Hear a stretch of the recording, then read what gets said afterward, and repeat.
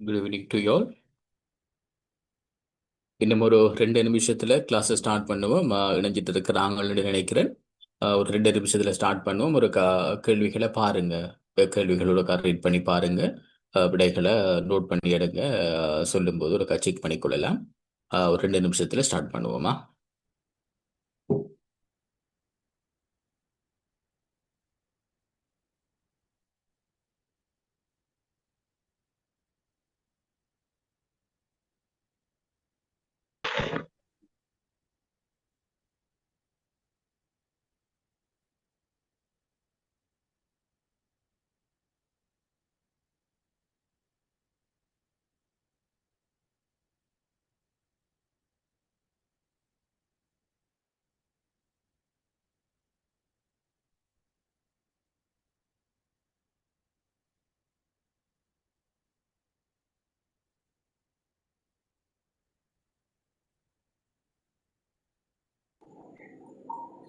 இந்த கிராமிய கமிட்டிகளை அமைக்க போட்டிருப்பாங்க. சில ஏரியாவில் என்னென்ன சொல்றாரு நம்ம கிராமிய கமிட்டிக்குள்ள நம்மளாக்கள் நிறைய பேர் நம்ம பொறுப்பாக இருக்கிற நம்மள 14 பேரும் நிறைய பேர் இந்த வேலைகளை செய்யலை.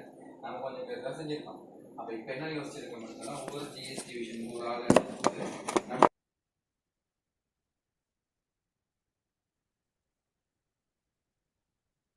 Right, okay.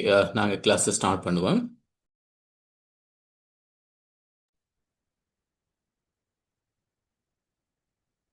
இன்னும் 2 வாரத்தில் 2 வாரங்களில் விண்ணப்பம் கோரப்பட உள்ளதாக இன்றைய தினம் தகவல்கள் கிடைக்கப்பெற்றிருக்கிறது.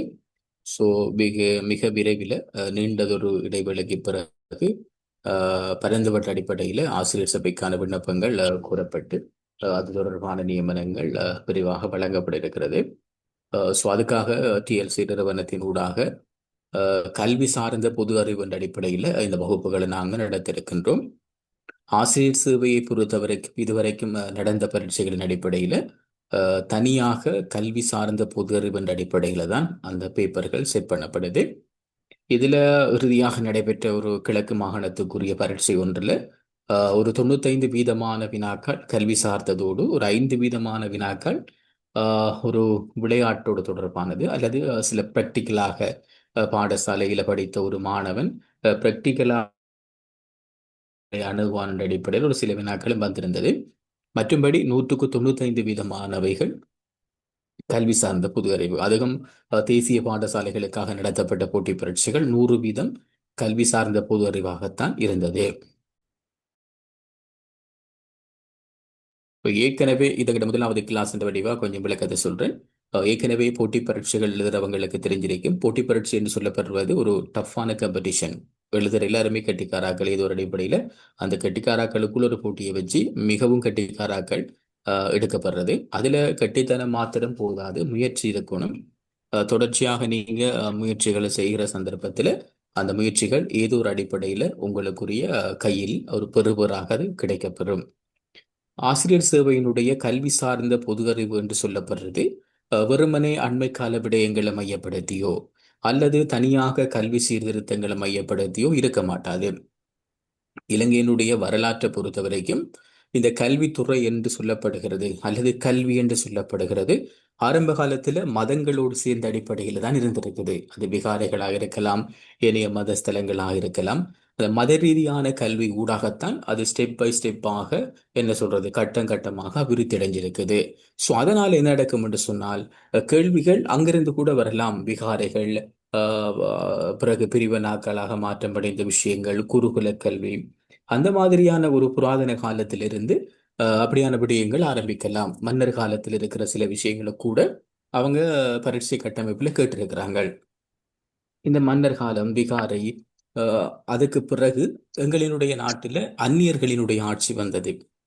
1505 போர்த்துகீயர் வந்தவங்க, பிறகு ஒல்லாந்தர் வந்தாங்க, பிறகு ஆங்கிலேயர்.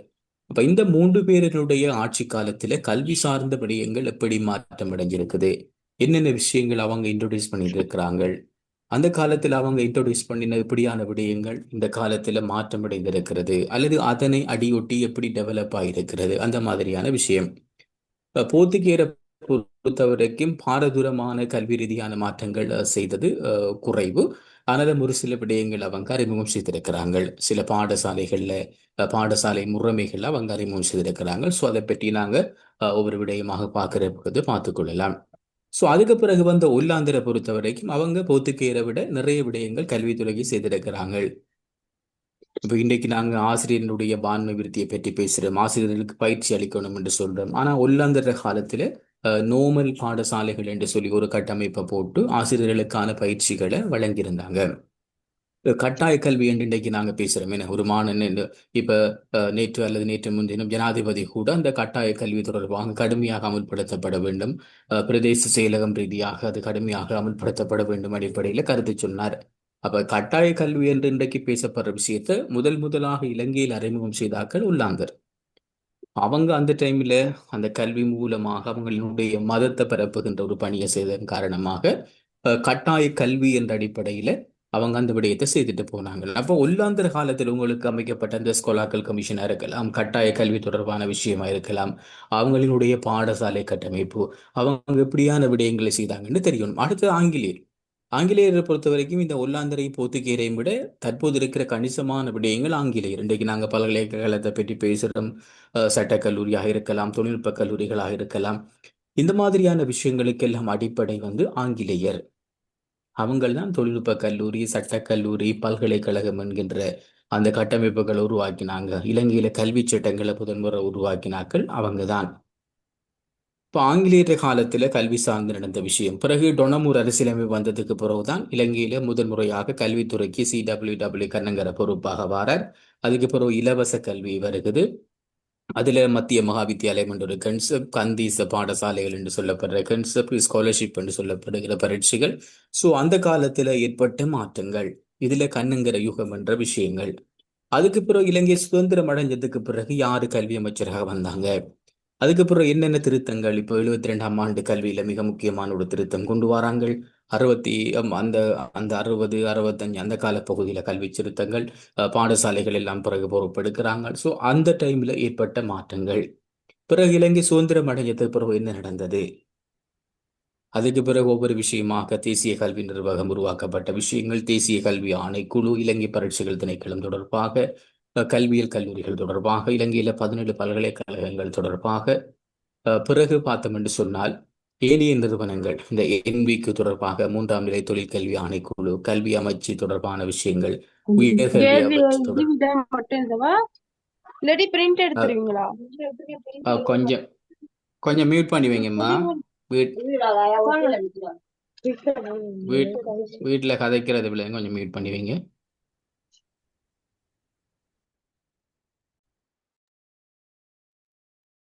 ஸோ அப்போ நாங்கள் சுதந்திரத்துக்கு பிறகு கல்வி சீர்திருத்தங்கள் தொடர்பாகவும் பார்க்கணும்.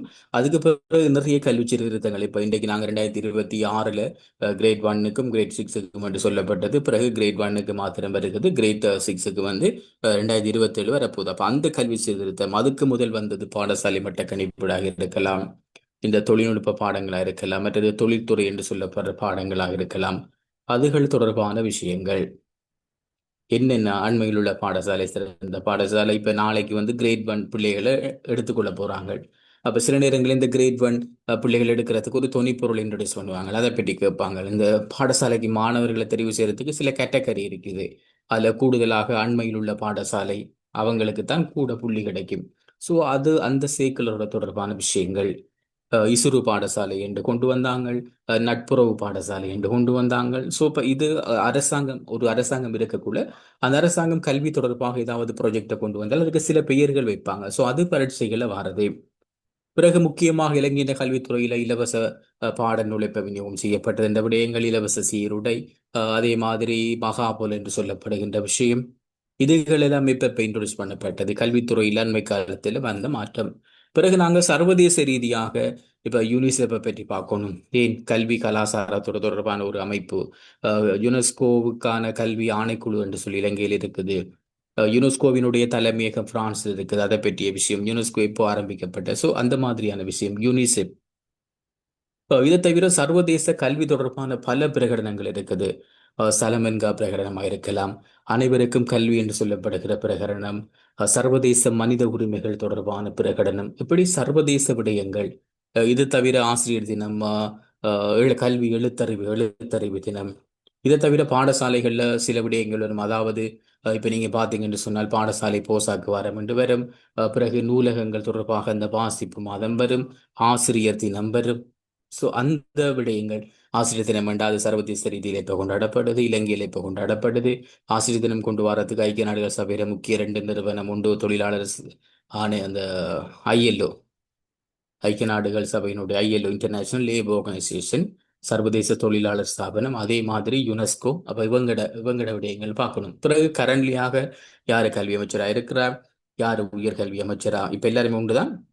செயலாளர் யாரு, இதை தவிர ஒவ்வொரு நிறுவனங்களுக்கும் யாரு பொறுப்பாக இருக்கிறாங்க, அது பல்கலைக்கழக மானிய ஆணைக்குழுவா இருக்கலாம், தேசிய கல்வி நிர்வாகமா இருக்கலாம், இதுல யாராவது பதவி விலகி இருந்தால். சோ இந்த மாதிரி நிறைய விடயங்கள் இந்த கல்வி சார்ந்த பொது அறிவுக்கு வரும். அதை தவிர புள்ளி விவரம், மிக முக்கியமாக புள்ளி விவரம். இப்ப O-level பரீட்சை பெறுவர் வந்தால் அதில் புள்ளி விவரம், எத்தனை பேர் 9 எடுத்திருக்கிறாங்க, எத்தனை பேர் பல்கலைக்கழக அனுமதிக்கு போடுறாங்க, எத்தனை பேருக்கு 3 பாடத்திலையும் 9 பாடத்திலையும் பெயில் வந்திருக்குது, அந்த மாதிரி விஷயம். அதே மாதிரி ஸ்காலர்ஷிப் வெட்டு புள்ளி எத்தனை கூட வந்திருக்கு இந்த டிஸ்ட்ரிக்ட்.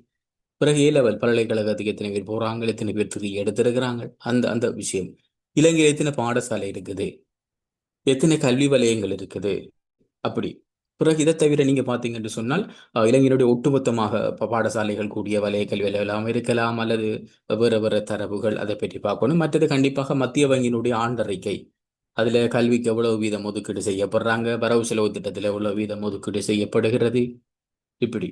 மற்றது இன்னும் ஒரு விஷயம் பாரது எப்படின்னு கேட்டால், இந்த கல்வி உளவியல், அதாவது நேரடியாக இந்த PGD அதுகளோட தொடர்பான சில விஷயங்கள், கல்வி உளவியலின் தந்தை யார் அப்படி வருது, இல்லாட்டி பிளேட்டோ கல்வியை பற்றி என்ன சொன்னார், மகாத்மா காந்தி கல்வியை பற்றி என்ன சொன்னார், அல்லது நெல்சன் மண்டேலா சொன்ன ஒரு கூட்டை போட்டுட்டு அதை யாரை சொன்னது, அப்படி.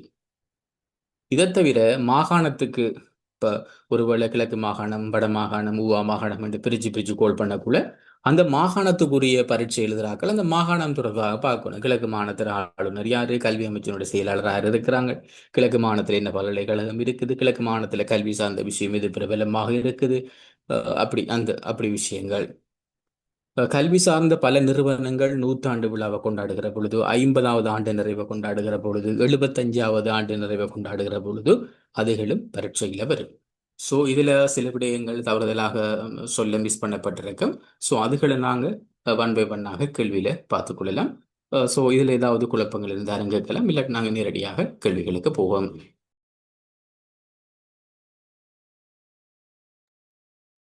ரைட், அப்ப நாங்க நேரடியாக வினாவை பார்த்துக்கொள்வோம். முதலாவது கேள்வி, இலங்கையினுடைய தற்போதைய கல்வி அமைச்சர் யார் என இது பிரபலமாக பேசப்படுகின்ற ஒரு விடயம். இப்ப கல்வி சீர்திருத்தம் வந்ததுக்கு பிற்பாடு இன்னும் கூடுதலாக விமர்சனம் தாண்டி, அல்லது விமர்சனம் என்ற அடிப்படையில் ஊடகங்கள் மூலமாக உச்சரிக்கப்படுகின்ற ஒரு பெயர். அவங்களோட பெயர் வந்து ஹரிணி அமரசூரிய. இலங்கையினுடைய தற்போதைய கல்வி அமைச்சர் ஹரிணி அமரசூரிய. இவங்க கல்வி அமைச்சர் மாத்திரமல்ல, நீண்ட இடைவெளியின் பிற்பாடு இலங்கையில நியமனம் செய்யப்பட்ட ஒரு பெண் பிரதமர்.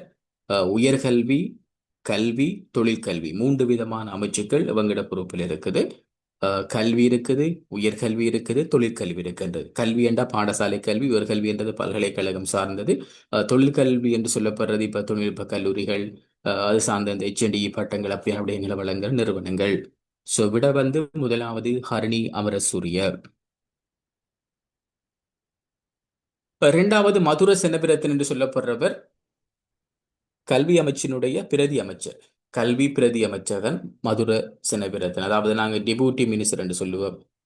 டெபூட்டி மினிஸ்டர் என்று சொல்றது, அல்லது பிரதி கல்வி அமைச்சர். 3வது CWW கண்ணங்கர். இவரை பற்றி நாங்க திருப்பி திருப்பி பார்க்கணும், ஏனென்றால் பரீட்சைகள்ல பாரது. அது மட்டும் இல்லாமல் இன்றைக்கு நிறைய மாணவர்களினுடைய கல்வித்துறை வாழ்வாதாரம் உயர்ந்திருக்கு என்று சொன்னால் அதுக்கு இந்த CWW கண்ணங்கரை தான் காரணம். என்றால் இலவச கல்வியினுடைய தந்தை என்று சொல்லப்படுறவர், இலங்கையில் இலவச கல்வி அறிமுகம் செய்த ஒருவர் CWW கண்ணங்கர. அடுத்தது நாலக்க ஹலுவா வந்து தற்போது இருக்கிற கல்வி அமைச்சினுடைய செயலாளர். தற்போது இருக்கிற கல்வி அமைச்சினுடைய செயலாளர். தற்போது இருக்கிற கல்வி அமைச்சினுடைய செயலாளர். கல்வி அமைச்சின் செயலாளர்.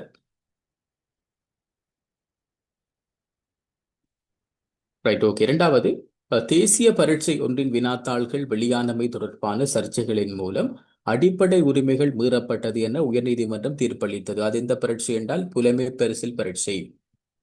புலமை பரிசில் பரீட்சை என்று சொல்லப்படுறது கிரேட் 5 என தரம் 5க்குரிய புலமை பரிசில் பரீட்சை பெறுவர்கள் அந்த பேப்பர் வெளியிடப்பட்டு தான் பிறகு அது ஃபண்டமெண்டல் ரைட்ஸ் அடிப்படை உரிமை என்ற அடிப்படையில் போய் தீர்வுகள் வழங்கப்பட்டது. விட முதலாவது. அப்ப இந்த கேள்வியை பார்க்குற நேரம் தனியா இந்த கேள்வியை மட்டும் நாங்க பாயிண்ட் அவுட் பண்ணி பார்க்கறத விட இப்ப நாங்க என்ன செய்யணும்னா இதுல நாங்க அடுத்த வகுப்புல நாங்க அதை எடுத்துக்கொள்ளலாம். எப்படின்னா இப்ப நான் ஆல்ரெடி சொன்னோமா இந்த புலமை பரிசில் பரீட்சையில இறுதியாக வந்து எக்ஸாமினேஷன் டிபார்ட்மெண்ட்டுக்குள்ள போனீங்கன்னு சொன்னால் அங்க அனலைஸ் ரிப்போர்ட் ஒன்று வச்சிருப்பாங்க. அதுல என்ன மாதிரி வெட்டுப்புள்ளி எத்தனை இருந்தது, 75க்கு மேல எத்தனை பேர் எடுத்தாங்க, வெட்டுப்புள்ளிக்கு மேலே எப்படி பெர்சன்டேஜ் எடுத்திருக்காங்க பாயிண்ட்ஸ் எடுக்கிறது. அதே மாதிரி உயர்தரம், அதே மாதிரி சாதாரணம், இந்த புள்ளி விவரங்கள்ட்ட இருக்கணும். அப்ப இந்த கேள்வியை பார்த்து அந்த புள்ளி விவரங்கள் எடுக்கணும். அது ஏற்கனவே வந்திருக்கு மாகாண சபை பரீட்சை ஒன்றில் கேட்டு வந்திருந்தது. அப்படி இரண்டாவதுக்கும் விட முதலாவது புலமை பரிசில் பரீட்சை. மூணாவது பாருங்க, ஐக்கிய நாடுகள் சபையினுடைய பிரகடனத்தின் பிரகாரம் எத்தனை வயதுக்கு குறைந்தவர்களை சிறுவர்களாக அடையாளப்படுத்த முடியும்? இது மிக இலகுவான கேள்வி, உங்கள் எல்லாருக்கும் தெரிஞ்சிருக்கும். ஆனாலும் சில நேரங்கள் இப்படியான இலகுவான வினாக்களை போட்டுருவாங்க பரீட்சைகள்ல. விட வந்து 18. 18க்கு குறைந்தவர்களை தான் ஐக்கிய நாடுகள் சபையினுடைய சிறுவர் சட்டங்கள் வந்து சிறுவராக கருதுகிறது. ஆனால் இலங்கையின் சில சட்டங்கள்ல வேறு வேறு வயது பிரிவு இருக்குது. ஆனாலும் பொதுவாக ஏற்றுக்கொள்ளப்பட்ட விடயம் என்று சொல்கிற பொழுது நாங்க 18 வயதை மென்ஷன் பண்ணி கொள்ளலாம். 18 வயது.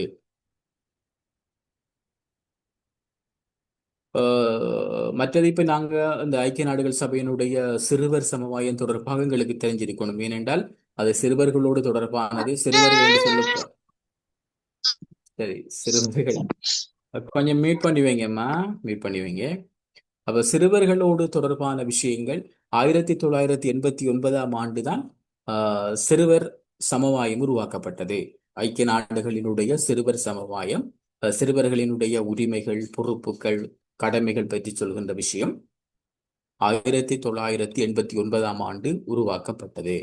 பிறகு இலங்கை வந்து அந்த பிரகடனத்தை ஏற்றுக்கொண்டு இலங்கையும் வந்து சர்வதேச சிறுவர் சட்டங்கள் தொடர்பான பல விடயங்களை செய்திருக்கிறாங்க. நாலாவது, பசுமை பல்கலைக்கழகம் இலங்கையின் எந்த மாவட்டத்தில் அமைய பெற்றுள்ளது? இது மேல் மாகாண சபைக்குரிய போட்டி பரீட்சையில் வந்தவினா பொதுவாக பசுமை பல்கலைக்கழகம் எங்க இருக்குன்னு தான் கேட்பாங்க. எல்லாருமே அதை வந்து ஹோமாகம் என்று சொல்றது. ஹோமாகமையில தான் இந்த பசுமை பல்கலைக்கழகம் இருக்குது. ஆனால் வெஸ்டர்ன் ப்ரொவின்ஸுக்கு நடந்த பரீட்சையில ஹோமாகம் என்று கேட்காமல் அதே கேள்வியா கொஞ்சம் மாத்தி போட்டாங்க. இது இந்த மாவட்டத்தில் இருக்குண்டு. அப்ப அதுல நிறைய பேர் எழுதியிருந்தாங்க. நிறைய பேருக்கு அது ஹோமாகம் என்று தெரியும், ஆனால் எந்த மாவட்டம் என்று தெரியாது. அப்ப நீங்க படிக்கிற பொழுது ஒரு விஷயம் படிக்கிற பொழுது வளவாளர் உங்களுக்கு ஒரு இடத்தை சொல்லி தந்தாரண்டா அதோட நிக்காம நீங்க நியமனம் அந்த இடம் எங்க இருக்குது, என்ன விஷயம் என்று தேடுறது வந்து உங்களை கொஞ்சம் என்ன சொல்றது அந்த எக்ஸாம்ல எடுபடுற நிலைமைக்கு கொஞ்சம் கொஞ்சம் முன்னுக்கு உயர்த்தி விடும். ஸோ அப்படி தேடி தேடி படிச்சு கொள்ளணும். ஸோ விட வந்து கொழும்பு மாவட்டத்துல தான் ஹோமாகம் இருக்குது. பசுமை பல்கலைக்கழகம் இருக்கிற இடம் வந்து ஹோமாகம, அது இருக்கிறது கொழும்பு மாவட்டம். கண்டிப்பாக நாங்கள் இந்த கல்வி வலயங்கள் தொடர்பாக ஒரு முழுமையான ரிப்போர்ட் ஒன்று எடுக்கணும். அதில் நிறைய வினாக்கள் வாரது புள்ளி விவரங்கள் சார்ந்து. அம்பாறைக்கு ஒரு பெருமை இருக்கு என்னென்றால் இலங்கையில ஒரு மாவட்டத்தில் கூடுதலான கல்வி வலயங்கள் காணப்படுகிறது வந்து அம்பாறையில. இலங்கையில ஒரு மாவட்டத்தில் கூடுதலான கல்வி வலயங்கள் காணப்படுகிறது அம்பாறையில.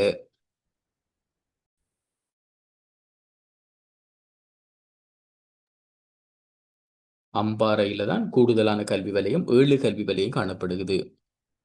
7 கல்வி வலயம். அதே போல மாகாண அடிப்படையில பார்த்தா கிழக்கு மாகாணத்துல தான் கூடுதலான கல்வி வலயம். மாகாண அடிப்படையில பார்த்தா கிழக்கு மாகாணத்துல தான் கூடுதலான கல்வி வலயம்.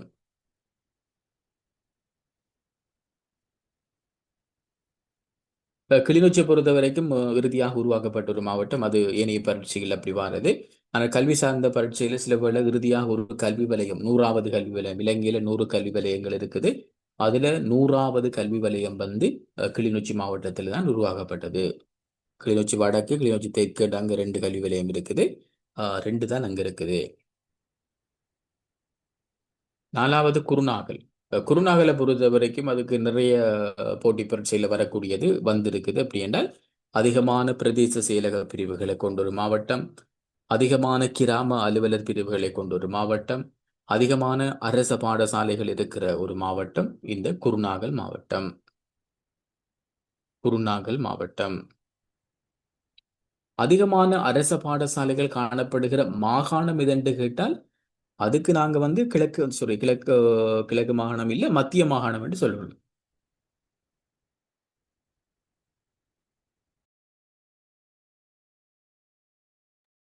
அதிகமான பாடசாலைகள் இருக்கிற மாவட்டம் என்று சொன்னால் குருநாகல் மாவட்டம். மாகாணம் என்று கேட்கிற பொழுது நாங்க வந்து மத்திய மாகாணத்தை சொல்லிக் கொள்ளலாம்.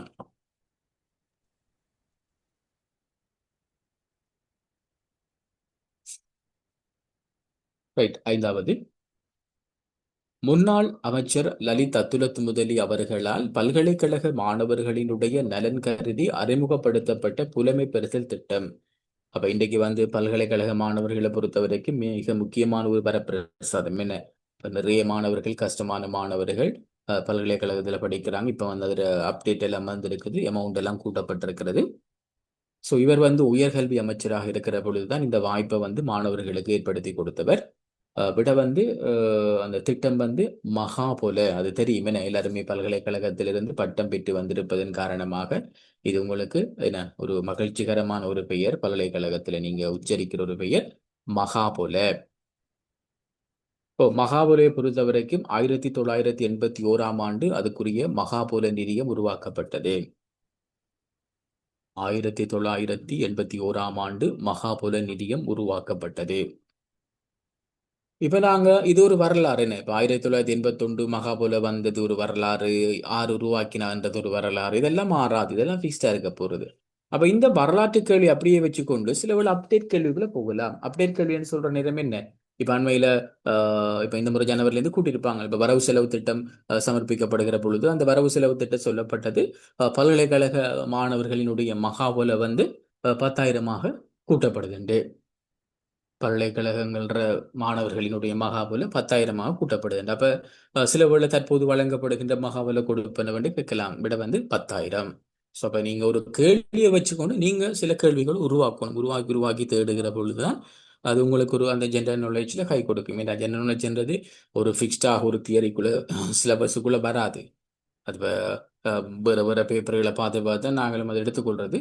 அப்ப அப்படித்தான் எடுத்துக்கொள்ளணும். அதை வச்சு கொஞ்சம் நாங்கள் கிரியேட் பண்ணி எடுக்கணும். ரைட். இப்ப அதுல மற்றது முதலாவது பாருங்க, சுரக்ஷா. சுரக்ஷான்னு சொல்லப்படுறது 2017ஆம் ஆண்டு அறிமுகம் செய்து வைக்கப்பட்ட மாணவர்களுக்கான ஒரு காப்புறுதி திட்டம். சுரக்ஷான்னு சொல்லப்படுறது 2017ஆம் ஆண்டு மாணவர்களுக்கு, பாடசாலை மாணவர்களுக்காக அறிமுகம் செய்து வைக்கப்பட்ட ஒரு காப்புறுதி. இதுல மாணவர்களினுடைய தாய் தந்தையர்களுக்கு இழப்பு ஏற்படுகிற பொழுது, அவங்களுக்கு மேஜர் ஆபரேஷன் எல்லாம் மாணவர்களுக்கு செய்கிற பொழுது குறிப்பிட்ட கொடுப்பனவுகளை வழங்குவாங்க. இந்த சுரக்ஷாவினுடைய ஒரு தொனிப்பொருள் ஒன்று இருக்கு, நிதமும் காப்போம் நாட்டின் பிள்ளைகளை. இது மாகாண சபையில் நடந்த ஒரு பரீட்சையில வந்தது. நிதமும் காப்போம் நாட்டின் பிள்ளைகளை என்ற அடிப்படையில் மேற்கொள்ளப்படுற திட்டத்தினுடைய பெயர் என்னண்டு, நிதமும் காப்போம் நாட்டின் பிள்ளைகளை. நிதமும் காப்போம் நாட்டின் பிள்ளைகளை. சிப்தோர் என்று சொல்லப்படுறது என்று கேட்டால் இது வந்து இந்த வறுமை கோட்டுக்குள் இருக்கிற மாணவர்கள், சமுர்த்தி உதவி பெறுகிற குடும்பங்களைச் சேர்ந்த மாணவர்களுக்கு வழங்கப்படுற ஒரு ஸ்காலர்ஷிப். இது வந்து கூடுதலாக இந்த உயர் தரத்தை டார்கெட் பண்ணி தான் வழங்கப்படுறது. சமுர்த்தியால் வழங்கப்படுறது சிப்தோரை. அக்ரஹார் என்று சொன்னால் அரச ஊழியர்களுக்கு வழங்கப்படுற காப்புறுதி திட்டம். இப்ப நீங்க டீச்சர்ஸா வந்தால் உங்களுக்கும் இது கிடைக்கும். அரச ஊழியர்களுக்கு அப்ப ஒரு முறை பரீட்சையில போடுறாங்க. இது பொதுவாக எல்லாரும் அறியப்பட்டது அரச ஊழியர்கள். அப்ப அது கேள்வி வருது அப்படின்னா ஆசிரியர்களுக்கான சிறப்பாக வடிவமைக்கப்பட்ட காப்புறுதி திட்டம் இது. அப்ப அதுல நிறைய பேர் குழப்பிட்டாங்க, ஒரு ஆசிரியருக்கு வேற ஸ்பெசிபிக்கா இருக்கும் மாதிரியான ஆசிரியர்களுக்கும் இதுதான். அதுக்கு விட அக்ரஹார தான். அக்ரஹார. ஆறாவது, தேசிய கல்வியியற் கல்லூரிகளின் நிர்வாகம் மற்றும் கண்காணிப்புக்கு பொறுப்பாக உள்ள நிறுவனம். தேசிய கல்வியியற் கல்லூரிகளின் நிர்வாகம். இப்ப தேசிய கல்வியியல் கல்லூரிகள் என்று சொல்றது நாங்க மேலோட்டமாக பார்க்கலாம், ஆனால் ஆழமாக பார்க்கணும் என்ற பரீட்சைகள்ல வினாக்கள் வந்திருக்குது. இந்த கொலிச் ஆஃப் எஜுகேஷன் என்று சொல்றது, நாங்க டீச்சர்ஸ் மாதிரி ட்ரெயின் பண்றது, அதாவது ஆசிரியர்களுக்கான முன் பயிற்சி வழங்குறது அல்லது ஆசிரியர்களுக்கான முன் சேவை பயிற்சியை வழங்குற நிறுவனம் இது என்று பரீட்சையில கேட்டிருக்கிறாங்க. அது தேசிய கல்வியியல் கல்லூரிகள். இலங்கையில நான் நினைக்கிறேன் 19 தேசிய கல்வியியல் கல்லூரிகள் காணப்படுகிறது. அப்ப தேசிய கல்வியியல் கல்லூரி தொடர்பாக தொடர்ச்சியாக பார்க்கணும். அது உருவாக்கப்பட்ட சட்டம் என்னென்னு பார்க்கணும், அவங்களோட நோக்கம் என்ன, எத்தனை இருக்குது, அவங்களுடைய கடந்த இப்ப முதலாவது எங்கு உருவாக்கப்பட்டது, அல்லது வணிக கல்விக்குரிய இது எங்க இருக்கு, விசேட மாணவர்களுக்குரிய தேசிய கல்வியியல் கல்லூரி எங்க இருக்குது, இறுதியாக உருவாக்கப்பட்ட தேசிய கல்லூரி என்னன்னு அது ஒன் பை ஒன்னாக நாங்கள் பார்க்கணும். ஸோ அப்படி பார்த்துக்கொள்ளலாம். இதுக்குரிய விட வந்து தேசிய கல்வியியல் கல்லூரிகளினுடைய நிர்வாகம் மற்றும் கண்காணிப்புக்கு பொறுப்பாக உள்ள நிர்வாகம் வந்து தேசிய கல்வி நிர்வாகம். தேசிய கல்வி நிர்வாகம்.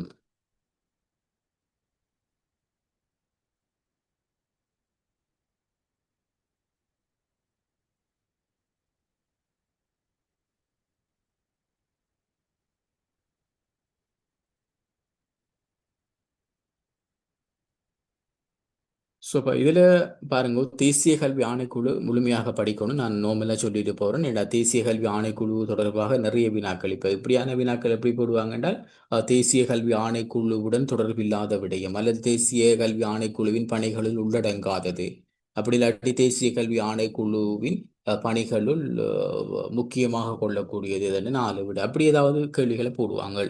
இப்போ தேசிய கல்வி ஆணைக்குழு என்று சொல்லப்படுறது 1991ஆம் ஆண்டு உருவாக்கப்பட்டது. தேசிய கல்வி ஆணைக்குழு என்று சொல்லப்படுறது 1991ஆம் ஆண்டு உருவாக்கப்பட்டது. இது வந்து கூடுதலாக என்ன நடக்கும் என்று சொன்னால், ஜனாதிபதி தான் எப்பவுமே கல்விக் கொள்கையை டிக்ளேர் பண்ணுவார், பிரகடனம் செய்வது ஜனாதிபதி. அந்த கல்விக் கொள்கையை அமுல்படுத்துகிற பொறுப்பு தான் கல்வி அமைச்சுக்கு. அந்த கல்விக் கொள்கையை ஜனாதிபதி டிக்ளேர் பண்ண முதல் அதை அனலைஸ் பண்ணி அவங்க சொல்ற மாதிரி ரிசர்ச் பண்ணி என்ன மாதிரி என்று அதை செட் பண்ணி வகுத்து கொடுக்கிற பொறுப்பு தான் தேசிய கல்வி ஆணைக்குழுக்கு இருக்கு. அப்ப இளைஞனுடைய தேசிய கல்விக் கொள்கையில வகுக்கிறதுல மிக முக்கியமான பங்கு இவங்களுக்கு இருக்கும். அப்ப இவங்க தனியாக வகுக்க மாட்டாங்க, இவங்க நிறைய நிறுவனங்களோட சேர்ந்து கோஆர்டினேட் பண்ணி அலசி ஆராய்ஞ்சு தான் அந்த முடிவுகள் எடுப்பாங்க. கல்வி அமைச்சு ஒரு முறை கேட்கிறாங்க, கல்வி அமைச்சு அமைய பெற்றிருக்கிற இடம் இது என்ன, கட்டட தொகுதி, இடம், இசுருபாய. இசுருபாய. அப்ப கல்வி அமைச்சினுடைய வெப்சைட்டை பார்க்கணும். வெப்சைட் என்னென்று தேடி பார்க்கணும். மோஇ GOV.lk என்று வரும் நினைக்கிறேன். அந்த வெப்சைட்டை பற்றி பார்க்கணும். ஸோ அதெல்லாம் வந்திருக்கு. தேசிய கல்வி நிர்வாகம் மிக முக்கியமாக நாங்கள் பார்க்க வேண்டிய ஒரு அமைப்பு. இந்த அமைப்பு உருவாக்கப்பட்டது 1986ஆம் ஆண்டு. தேசிய கல்வி நிர்வாகம் உருவாக்கப்பட்டது 1986ஆம் ஆண்டு. அதே நேரம் தேசிய கல்வி நிர்வாகம் உருவாகிறதுக்கான சட்டம் கொண்டு வந்ததுதான் 1985ஆம் ஆண்டு. அப்ப 1985ல் சட்டத்தை கொண்டு வந்து 1986ல் அதை உருவாக்கம் செய்கிறாங்க. இவங்க நிறைய பொறுப்பு. இப்ப பாடசாலை மாணவர்களுடைய இந்த என்ன அந்த கிரேட் 6 மாணவர்களினுடைய அந்த மொடியூல் பிரச்சனையில கூட தேசிய கல்வி நிர்வாகத்தினுடைய பணிப்பாளர் நாயகம் எல்லாம் இப்ப நிப்பாட்டப்பட்டிருக்கிறாங்க. ஏன்னா விசாரணை போகுது என்ன. ஸோ இப்போ அந்த கல்வி மறுசீரமைப்புகள்லையும் வந்து தேசிய கல்வி நிர்வாகத்துக்கு மிகப்பெரிய பொறுப்பு இருக்கிறது. அதனுடைய பணிகளிடம் நாங்கள் விரிவாக பார்த்துக் கொள்ளலாம். இவங்களோட தேசிய கல்வி நிர்வாகம் வந்து மகரகமையில அமைய பெற்றிருக்குது. மகரகமையில. அடுத்தது பல்கலைக்கழக மானியங்கள் ஆணைக்குழு. இப்ப இலங்கையில மொத்தமாக 17 பல்கலைக்கழகங்கள் இருக்குது. இந்த 17 பல்கலைக்கழகங்களை நிர்வாகம் செய்யக்கூடிய பொறுப்பு பல்கலைக்கழக மானியங்கள் ஆணைக்குழுவுக்கு தான் காணப்படுகிறது. இந்த பல்கலைக்கழக மானியங்கள் ஆணைக்குழு 1978ஆம் ஆண்டு உருவாக்கப்பட்டது. 1978ஆம் ஆண்டு.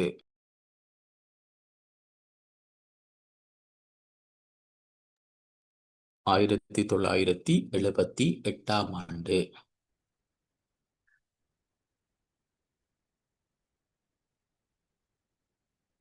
ஏழாவது கேள்வி. இலங்கையில் 100வதாக உருவாக்கப்பட்ட கல்வி வலயம் எந்த மாகாணத்தில் அமைய பெற்றுள்ளது? நான் ஆல்ரெடி சொன்ன விஷயம்தான். அது வடமாகாணம். மாவட்டம் என்று கேட்காமல் மாறி கேட்கிறாங்க. வடமாகாணம். வடமாகாணம் தான் 100வது கல்வி வலயம் உருவாக்கப்பட்டிருக்கிறது. இலங்கையில இறுதியாக உருவாக்கப்பட்ட மாகாணம் வந்து சப்ரகமுவ மாகாணம். இலங்கையில இறுதியாக உருவாக்கப்பட்ட மாகாணம் சப்ரகமுவ மாகாணம்.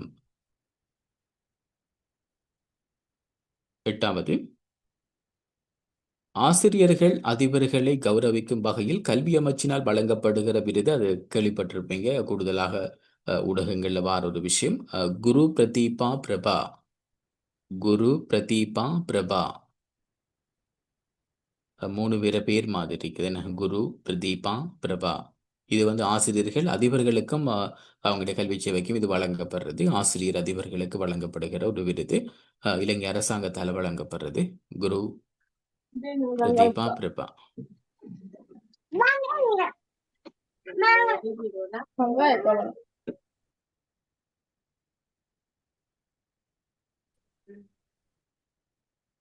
இந்த ஹம்தான் விருது என்று சொல்றது 2 சார் வருடங்களுக்கு ஒரு முறை. 7வதுக்கு என்ன ஆன்சர் வரும்? 7வதுக்கு வட மாகாணம். கிளிநொச்சி என்று நாங்க பார்த்தோம் ஆல்ரெடி. அப்ப இது மாகாணம் என்று போட்டிருக்கிறாங்க. 2வது விட வரும். 8வது ஆசிரியர்கள் அதை பார்த்துட்டீங்க. குரு பிரதீபா பிரபா. அந்த ஹம்தான் விருது என்று சொல்றது யுனெஸ்கோ வழங்குறது. யுனெஸ்கோ வந்து ஆசிரியர்களுக்கு வழங்குகிற விருது. இது 2 வருஷத்துக்கு ஒருக்கா வழங்கப்படும். அதே போல இந்த குளோபல் டீச்சர்ஸ் அவார்டுன்னு ஒன்று இருக்கு. அதையும் தேடி பாருங்க. அதை நானும் பார்ப்பேன். நீங்களும் முருகா தேடி பாருங்க. அதுக்கும் ஒவ்வொரு முறையும் வழங்கி கொண்டு வர சில இடங்கள் அதையும் போட்டிருக்கிறாங்க. ஒரு முறை பாகிஸ்தானை சேர்ந்த ஒரு நாள் வின் பண்ற நேரம் அந்த குளோபல் டீச்சர்ஸ் அவார்டு வந்திருந்தது. ஸோ அதையும் முருகா பார்த்துக்கொள்ளுங்க.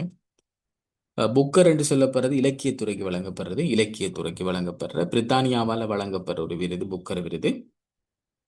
அடுத்து நோபல் தெரியும், 6 துறைகளுக்கு வழங்குற நோபல் விருது. பொருளாதாரம், இலக்கியம், சமாதானம், மருத்துவம், பௌதிகவியல், ரசாயனவியல். சொல்லுங்க. இந்த மூன்றாவது விருது எதுக்கு வழங்கப்படுறது சார்? இலக்கியத்துறை, இலக்கியம். பிரித்தானிய அரசாங்கம் வழங்குறது இலக்கியத்துக்கு. ஓகே. அது 2 விதமாக. ஒன்று வந்து வேற மொழியில இந்த நாடாலயம் எழுதப்பட்டாலும் ஆங்கிலத்தில் மொழிபெயர்க்கப்பட்டதுக்கு வழங்குவாங்க. அடுத்தது நேரடியாக பிரித்தானியா சார்ந்த அந்த அவங்களால் எழுதப்படுறதுக்கும் வழங்குவாங்க. இந்த முறை இந்த மொழிபெயர்க்கப்பட்டதுக்கு வழங்கினத்துல தான் இந்தியாவை சேர்ந்த ஹார்ட் லேம்ப் என்று சொல்லப்படுற ஒரு நாவலை கிடைச்சது. ஹார்ட் லேம்ப், இதய விளக்கு. தமிழ் இதய விளக்கு என்று எழுதாதீங்க, ஹார்ட் லேம்ப் என்று போடுங்கோ. Heart lamp. இந்த வருடம் தனது 75வது ஆண்டு நிறைவை கொண்டாடவுள்ள கல்வியுடன் தொடர்புடைய நிறுவனம். இப்ப மத்திய வங்கி போன முறை 75வது ஆண்டு நிறைவை கொண்டாடியது. அதாவது 2025 75வது ஆண்டு அல்லது பவள விழாவை கொண்டாடிய நிறுவனம் மத்திய வங்கி. பரீட்சைகள் திணைக்களம் 1951ஆம் ஆண்டு உருவாக்கப்பட்டதன் காரணமாக இப்ப பரீட்சைகள் திணைக்களத்தை பொறுத்த வரைக்கும் 2026 அவங்களுக்கு 75 வருடம் பூர்த்தியாகிறது. ஸோ விட வந்து இலங்கை பரீட்சைகள் திணைக்களம். இதுல தேசிய கல்வி வெளியீட்டு திணைக்களை நாங்கள் விரிவாக பார்க்கணும். புத்தகங்களை வெளியிடுற பொறுப்பெல்லாம் இவங்களுக்கு தான் இருந்தது. அடுத்தது இலங்கை திறந்த பல்கலைக்கழகம். இலங்கையில மிக முக்கியமாக இந்த டிஸ்டன்ஸ் எஜுகேஷன், தொலைக்கல்விக்கு பிரபலமான ஒரு பல்கலைக்கழகம் இலங்கை திறந்த பல்கலைக்கழகம். அதை தவிர இலங்கையிலே வந்து கல்வி, ஃபேக்கல்டி ஆஃப் எஜுகேஷன், கல்விக்கு பீடம் இருக்கிற 2 பல்கலைக்கழகம். அது பரீட்சையில கேட்டு வர்றது. ஒன்று வந்து இலங்கை திறந்த பல்கலைக்கழகம், அடுத்தது கொழும்பு பல்கலைக்கழகம். இலங்கை திறந்த பல்கலைக்கழகம், அடுத்தது கொழும்பு பல்கலைக்கழகம். இந்த திறந்த பல்கலைக்கழகம் உருவாக்கப்பட்டது 1980ஆம் ஆண்டு. 1980ஆம் ஆண்டு. மற்றது மிக முக்கியமாக இலங்கை சட்டக்கல்லூரி. இலங்கையில் சட்டத்தரணியாக வாரண்டா இலங்கை சட்டக்கல்லூரியில தான் பயிற்சி எடுக்கணும். ஸோ இலங்கை சட்டக்கல்லூரியை பொறுத்த வரைக்கும் இது பிரித்தானியரால் உருவாக்கப்பட்டது. 2024ஆம் ஆண்டில் அவங்க 150வது ஆண்டு நிறைவை கொண்டாடினாங்க. 2024ஆம் ஆண்டில் 150வது ஆண்டு. ஸோ அப்போ 1874 உருவாக்கப்பட்டது சட்டக்கல்லூரி. 1874ஆம் ஆண்டு.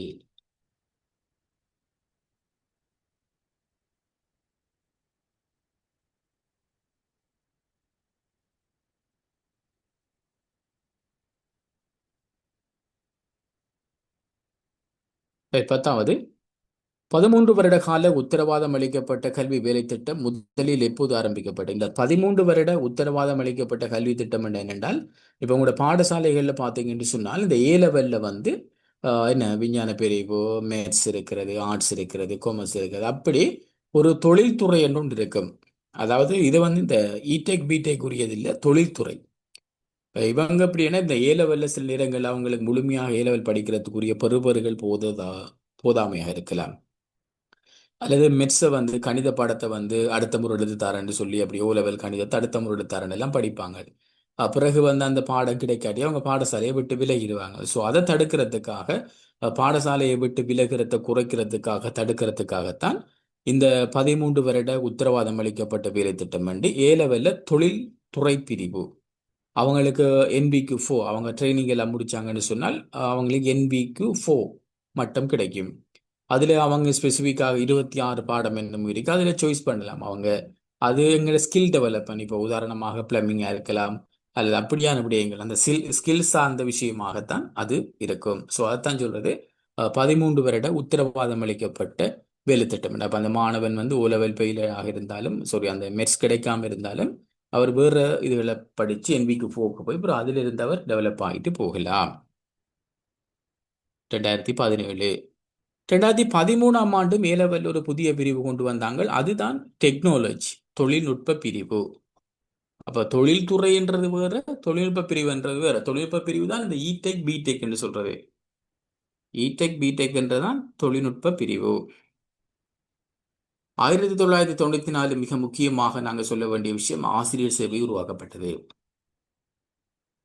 இலங்கையில ஆசிரியர் சேவை உருவாக்கப்பட்டது 1994.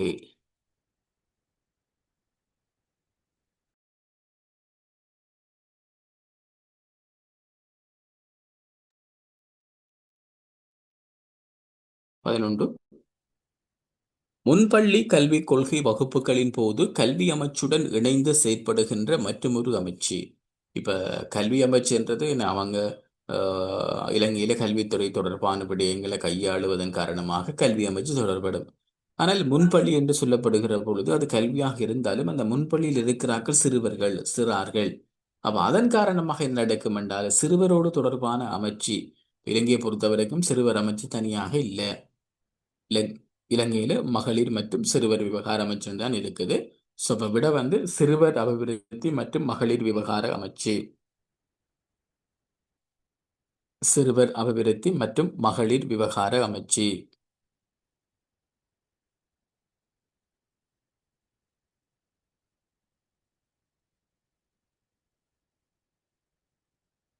ரைட். 12, பாடசாலைக்கு தரம் ஒன்றில் மாணவர்களை அனுமதிக்கும் போது எத்தனை வயது பூர்த்தி அடைந்திருத்தல் வேண்டும்? இது மிக இலகுவான கேள்வி. ஆனால் இதிலையும் மிஸ்டேக் விடுவோம். அப்படின்னா 6 வயது பூர்த்தியா 5 வயது பூர்த்தியாண்டு பிரச்சனை. 6 வயதுல பிள்ளைகளை சேர்ப்போம். ஆனால் அந்த பூர்த்தி என்றது இருக்கீங்க இங்க மிக முக்கியமாக. நிறைய பேர் 6 போட்டாங்க. 6 போட்டா பிள்ளை எத்தனை வயது பூர்த்தி? அப்ப 5வது வயது பூர்த்தியானதுக்கு பிற்பாடு வருகின்ற அடுத்த வருடத்துல சேர்ப்போம்.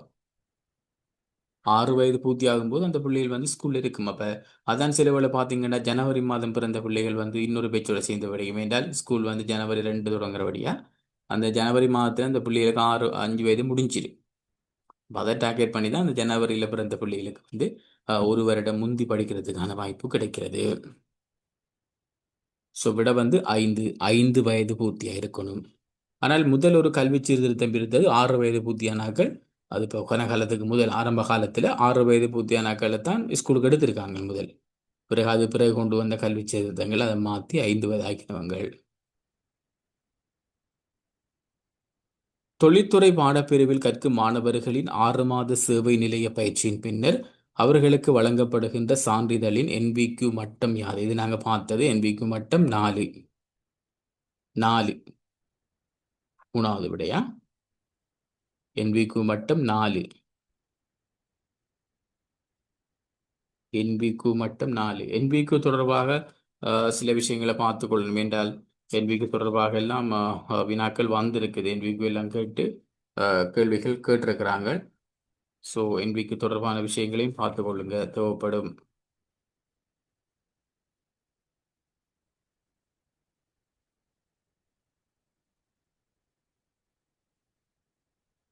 என்பிக்யூவை நாங்கள் பார்த்துக்கொள்ளலாம். அது நேஷனல் வொகேஷனல் குவாலிஃபிகேஷன், அதில் 7 மட்டம் இருக்குது. எழுதிக் கொடுங்க, இல்லாட்டி என்பிக்யூன்னு சொல்கிறது நேஷனல் வொகேஷனல் குவாலிஃபிகேஷன்.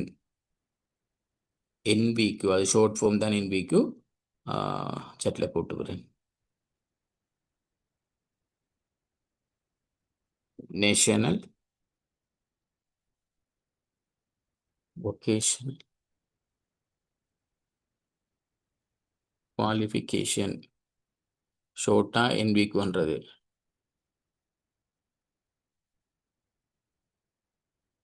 என்பிக்யூவை அறிமுகம் செய்தாக்கள் இங்கிலாந்து. என்பிக்யூவை அறிமுகம் செய்தது இங்கிலாந்து.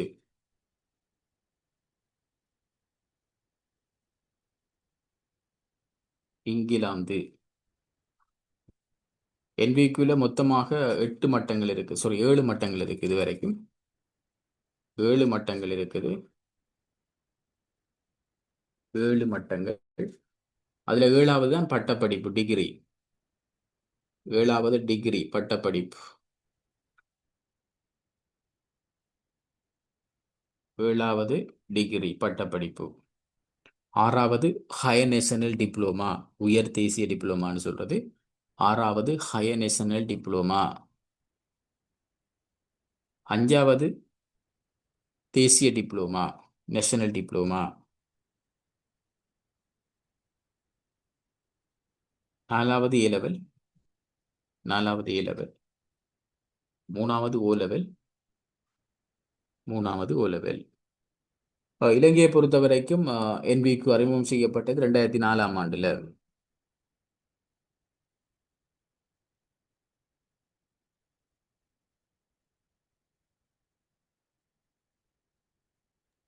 எப்ப சார்? எப்ப சார்? 2004ஆம் ஆண்டு. 2004 விளங்கல. NVQ 4 ஏ லெவலா சார்? என்பிக்யூ 4வா? ஆமா. 4 வந்து ஏ லெவல். ஏ லெவல். ஓகே. இங்கிலாந்து தான் என்பிக்யூ இன்ட்ரோடியூஸ் பண்ணினது உலகத்துக்கு. இலங்கையை பொறுத்த வரைக்கும் 2004ஆம் ஆண்டு. உலகளாவிய ரீதியில் என்பிக்யூ அறிமுகம் செய்யப்பட்டது 1986ஆம் ஆண்டு. உலகளாவிய ரீதியில் 1986ஆம் ஆண்டு.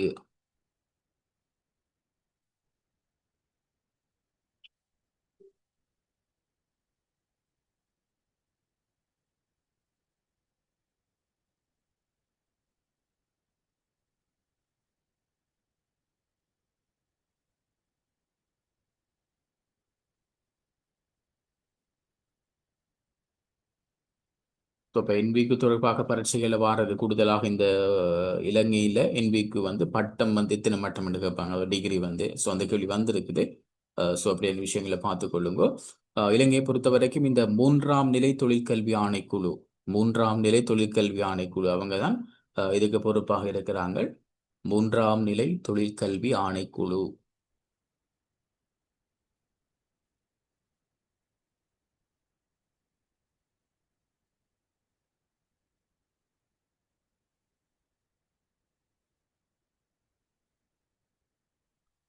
ரைட். 14வது 2024ஆம் ஆண்டு மற்றும் அதற்கு பின்னர் தரம் 1இல் பிள்ளைகளை அனுமதிக்கும் போது நேர்முக தேர்வில் ஒரு வகுப்பில் இணைத்துக் கொள்ளப்படும் மாணவர்களின் எண்ணிக்கை. அப்ப இந்த கேள்வியை கொஞ்சம் கிளியரா இருக்கணும். என்றால் இதுல ஒரு வகுப்புல கல்வி கற்கிற மாணவர்கள் எண்ணிக்கைன்றது வேறையாக குறிப்பிடப்படுது.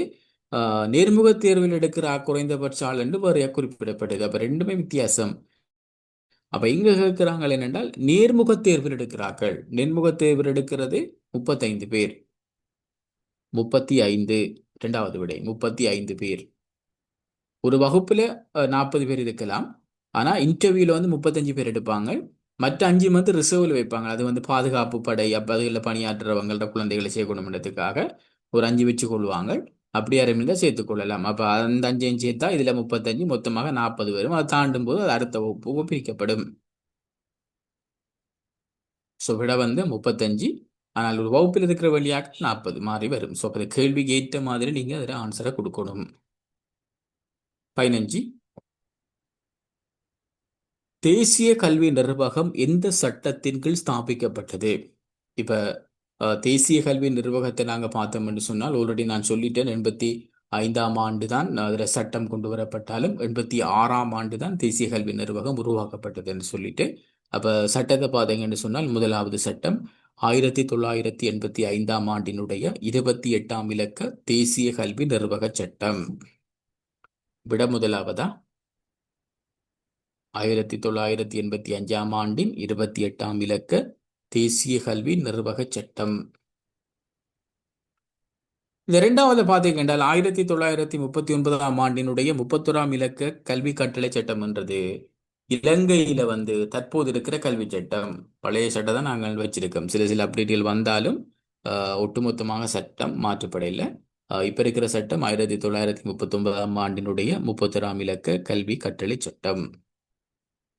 மூணாவது 91ஆம் ஆண்டின் 19ஆம் இலக்க தேசிய கல்வி ஆணைக்குழு சட்டம். அந்த சட்டத்திலே விளங்குது தேசிய கல்வி ஆணைக்குழு உருவாகிறதுக்கு காரணமான சட்டம். தேசிய கல்வி ஆணைக்குழு உருவாகிறதுக்கு காரணமான சட்டம்.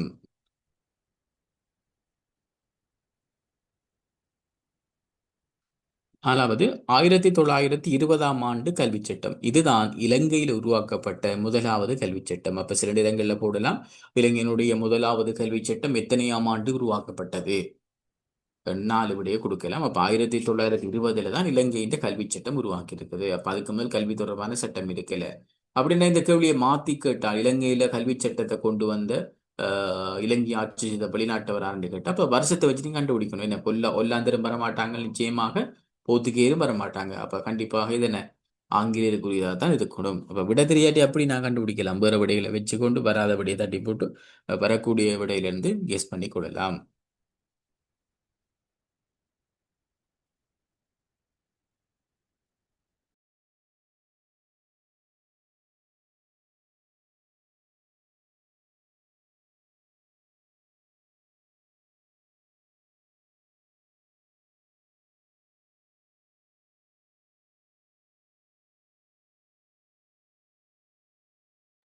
சார் எக்ஸ்கியூஸ், அந்த ரெண்டாவது கல்வி கட்டளை சட்டம் என்றது எது சம்பந்தமானது சார்?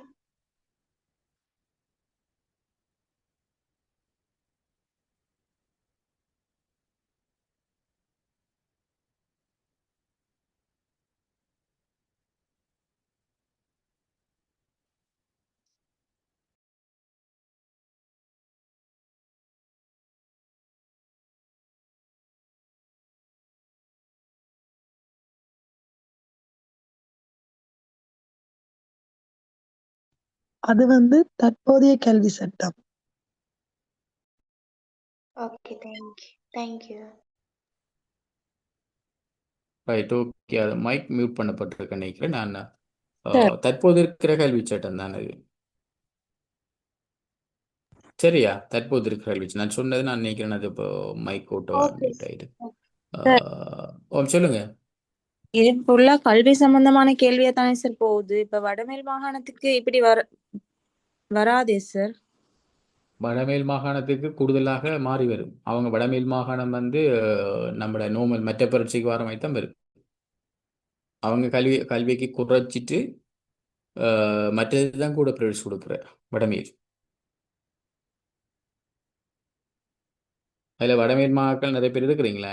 அதில் பொதுவாக நான் குறைய பேர் தான் நல்லா மாறுறது. அப்படி இருந்தால் அவங்களுக்கு மற்ற கேள்விகளையும் சேர்க்கணும். சார் அப்ப இந்த வடமேல் கிளாஸ் மாகாண ஃபுல்லா பாடசாலை சம்பந்தமா கல்வி சம்பந்தமா தானே வரும் இதில் ஜிகேல? இப்போ கிழக்கு மாகாணம், வடக்கு மாகாணம், தேசிய பாடசாலைகள், ஊவா மாகாணம், சப்ரகமுவ மாகாணம், இது எல்லாமே தனியாக கல்வி சார்ந்து தான் போடுறது. அதில் இந்த வடமேல் மாகாண பரீட்சையில் மட்டும்தான் இந்த ஹிஸ்டாரிக்கல் மற்ற எக்ஸாமுக்கு வர மாதிரி வர்றது. இப்போ நாங்கள் வட மேல் மாகாணத்தில் நிறைய பேர் இருந்தால் அவங்களுக்கு அது சார்ந்த ஒரு 2 பேப்பரை செய்து விடலாம், பிரச்சனை இல்லை. அப்படி நிறைய பேர் இருந்தால் நாங்கள் செய்து விடுவோம். மேல் மாகாணத்துக்கு சொல்லுங்கம்மா. சார் வடமேல் மாகாணத்தை கொஞ்சம் கன்சிடர் பண்ணுவோம். ஓகே, நான் அட்மினோட கதைக்கிறேன். அப்படின்னா அவங்களுக்கு அது மற்ற பார்ட் டைம் ஒர்க்காக செய்வோம். அப்படி இந்த அவங்களுக்கு மாறித்தான் வர்றது. மேல் மாகாணம் எடுகேஷன் தான். மேல் மாகாணம் எடுகேஷன் தான். Okay sir. வடமேல் மாகாணத்துக்கு மட்டும்தான் அந்த பிரச்சனை. அவங்க அந்த லாஸ்ட்டாக நடந்த பேப்பரில் பார்த்தாலும் தெரியும். அந்த ஆல்ரெடி அவங்க மற்ற எக்ஸாம் மாதிரி இப்போ GS exam, register service exam, LLB entrance மாதிரி அந்த கொமனா வார ஜிகே எல்லாம் கூட எடுக்கிறவங்க எஜுகேஷன் எடுப்பாங்க. பட் கம்பேரிட்டிவ் அங்கே தான் ப்ரியோரிட்டிஸ். ஸோ 16 சார் பார்ப்போம். இப்ப கொமனா எக்ஸாம் வச்சாலும் ஒரு மாவட்டத்துக்கு ஒரு பேப்பரா? இல்லைம்மா, அது மாகாண சபைக்குரிய எக்ஸாம்பிள் மாகாண சபைக்கு கொடுப்பாங்க. மாகாணத்துக்கு.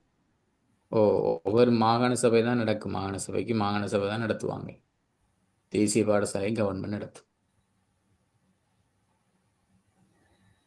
உதவி பெறும் பாடசாலைகள் மற்றும் பயிற்சி கல்லூரிகள் அரச உடைமையாக்கப்பட்ட சந்தர்ப்பத்தில் இலங்கையினுடைய கல்வி அமைச்சராக விளங்கியிருந்தவர். ஸோ இப்போ இது என்னென்றால் இப்போ இலங்கையை பொறுத்தவரைக்கும் முக்கியமான பல சீர்திருத்தங்கள் அல்லது முக்கியமான பல கன்செப்டுகள், சில முக்கியமான மைல்கற்கள் உருவாக்கப்படுகிற பொழுது யாரு ஜனாதிபதியாக இருந்தார், அப்படி இல்லாட்டி ஒரு மியூட் பண்ணி வைங்கம்மா. இப்போ யாரு ஜனாதிபதியாக இருந்த அல்லது யாரு கல்வி அமைச்சராக இருந்த அப்படியான விஷயங்கள் கேட்பாங்க. இதுல விட கலாநிதி பதியுதீன் முகமது, இவரை பற்றி கொஞ்சம் பார்க்கணும். இவர காலத்திலையும் கூட கல்வி தொடர்பாக நிறைய புதிய விஷயங்கள், நிறைய மறுசீரமைப்புகள், புதிய சிந்தனைகள் கிரியேட் பண்ணப்பட்ட ஒரு காலப்பகுதி. அதையும் நாங்கள் பார்த்துக்கொள்ளலாம். ஈஏ நுகாவல் என்று சொல்றவர் சுதந்திர இலங்கையினுடைய முதலாவது கல்வி அமைச்சர். சுதந்திர இலங்கையினுடைய முதலாவது கல்வி அமைச்சர்.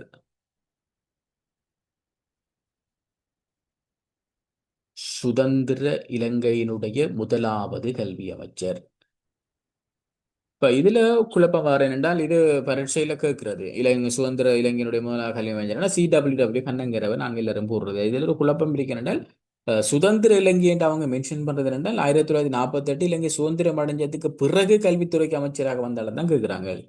அவர் ஏன் நுகாவில்.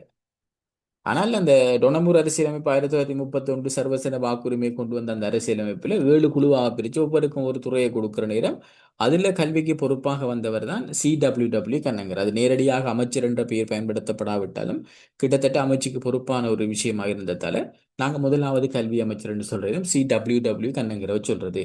ஆனா பரீட்சையில சுதந்திர இலங்கை என்று வந்தா அந்த கேள்வியை கவனமாக பார்த்து போடணும். அதுக்கு ஈஏ நுகாவில இது வந்திருக்கு. நிறைய தரம் நிறைய பேர் பிள்ளை விட்டு இருக்கிறாங்க அந்த டென்ஷன்ல மாறி.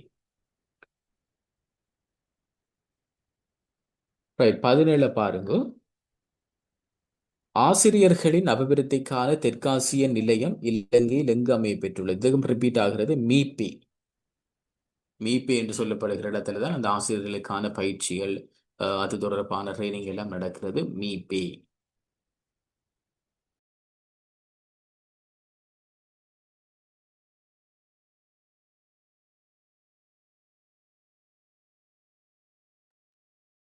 ஸோ 17க்குரிய விட 4வது மீபே. இங்க ஆசிரியர்களுக்குரிய பயிற்சி நடக்கும். அது தெற்காசியாவிலே ஒரு சிறந்த ஆசிரியர் பயிற்சி நிலையமாக அது பார்க்கப்படுகிறது. மீபே. ஸோ மற்றது பார்த்தீங்கன்னா காலியில மிக பிரபலமான விஷயம் என்ன, ஏனைய வரலாற்று விஷயங்கள் நாங்கள் பார்த்தோம்னா காலியினுடைய கோட்டை அப்படி பல விஷயங்களை சொல்லலாம். ஆனால் கல்வித்துறையை பொறுத்த வரைக்கும் இந்த காலி தான் முதலாவது பாடசாலை. ரிச்மண்ட் கல்லூரி.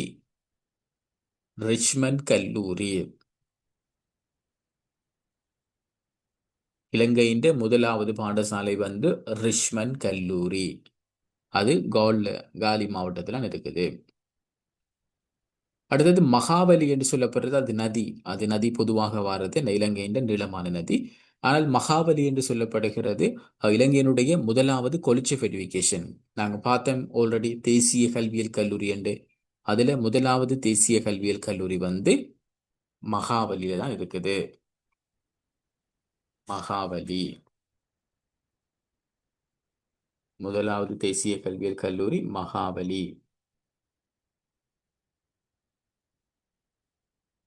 அடுத்தது மருதானை என்று சொல்றது நான் இப்போ ஆல்ரெடி கதைச்சேன் உங்களுக்கு. ஆங்கிலேயர்களுடைய காலத்துல இலங்கையில தொழில்நுட்ப கல்லூரிகள் உருவாக்கப்பட்டது.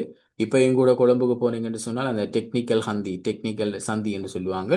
அதுதான் இந்த உருவாக்கப்பட்ட தொழில்நுட்ப கல்லூரி மருதானையில் இருக்குது. இலங்கையினுடைய முதலாவது தொழில்நுட்ப கல்லூரி மருதானையில தான் அமைக்கப்பட்டது 1893 ஆண்டு. 1893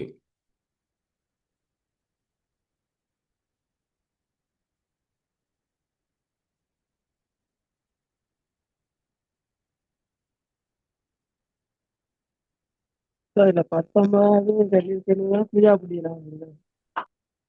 விலங்குல 19வது தொழில்நுட்ப கல்லூரி வந்து ஃப்ரீயா அப்படியா? 19 குருநாகல்ல தொழில்நுட்பத்துக்கான பீடம் உருவாக்கப்படுது. குருநாகல், குளியாப்பிட்டி குருநாகல். சரி சரி.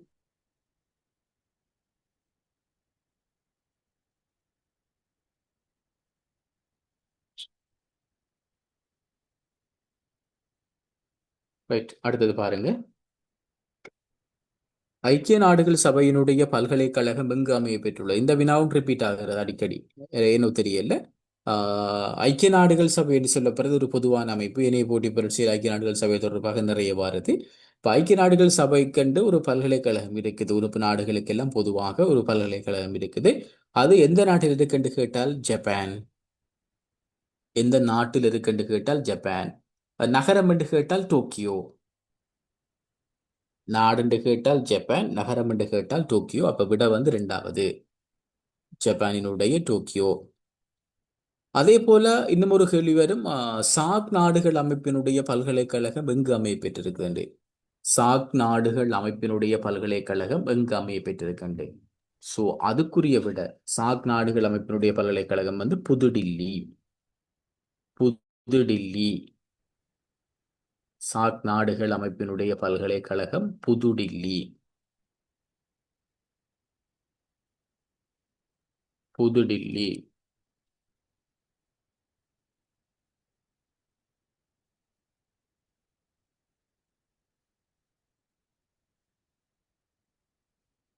மற்றது சீனாவை பொறுத்த வரைக்கும் இலங்கையில வந்து டிஜிட்டல் பாடசாலையை டிஜிட்டல் மயப்படுத்துறதுக்கான சில உதவிகளை செய்யறேன்னு சொல்லியிருக்கிறாங்க.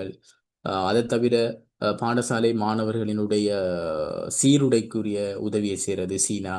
பாட புத்தகங்களுக்கு இந்தியா உதவி செய்து, ஆனால் சீருடை விநியோகம் அல்லது சீருடை தொடர்பான வேலை திட்டங்களுக்கு உதவி செய்யறதும் சீனா தான்.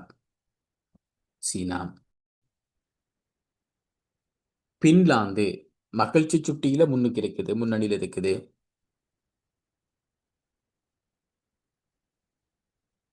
மகிழ்ச்சி சுட்டியில முன்னுக்கு இருக்கிறது பின்லாந்து. அதே மாதிரி உலகத்தினுடைய சிறந்த கல்விக் கொள்கை உடைய நாடு பின்லாந்து. உலகத்தினுடைய மிகச்சிறந்த கல்விக் கொள்கை உடைய நாடு பின்லாந்து.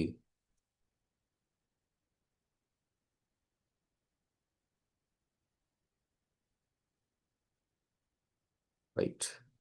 19 பாருங்க. ஜட் புள்ளியிடல் முறைமை மூலம் பல்கலைக்கழக அனுமதியின் போது மாவட்ட அடிப்படையில் எத்தனை விதமானவர்கள் இணைத்துக் கொள்ளப்படுகிறார்கள்?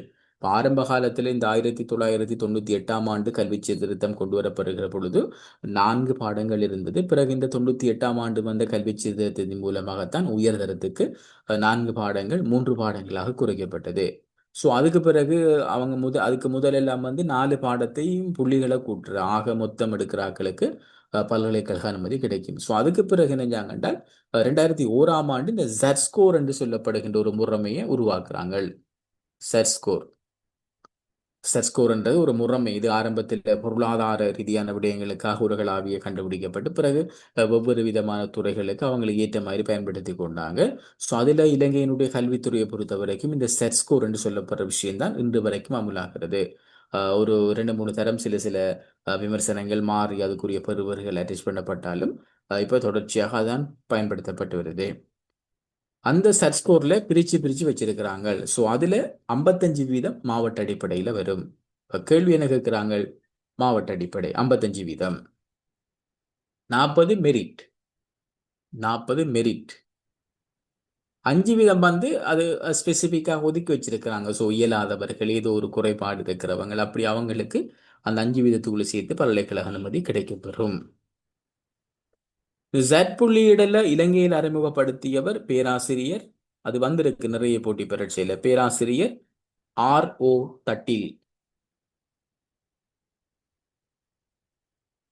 பேராசிரியர் R.O. தட்டில். பேராசிரியர் என்ன தட்டில் சார்? தானா தானா இட்டன்னா டீனா இல்லைன்னா தட்டில் பேராசிரியர் RO தட்டில். இப்போ இதெல்லாம் வந்து இந்த கல்வி இடையில கல்வித்துறையில ஏற்படுத்தப்பட்ட மாற்றங்கள், அண்மைக்கால மாற்றங்களையும் தேடுங்க. கல்வி அமைச்சினுடைய இணையதளத்துக்கு போய் ஒரு தட்டு ஒன்று தட்டி பாருங்க, நிறைய விஷயங்களை கலெக்ட் பண்ணலாம். இப்போ உங்களோட எக்ஸாம் கோல் பண்ணப்பட்ட நடக்கும் வரைக்கும் அப்டேட் பண்ணி கொண்டுருங்க, தொடர்ச்சியாக படிங்க.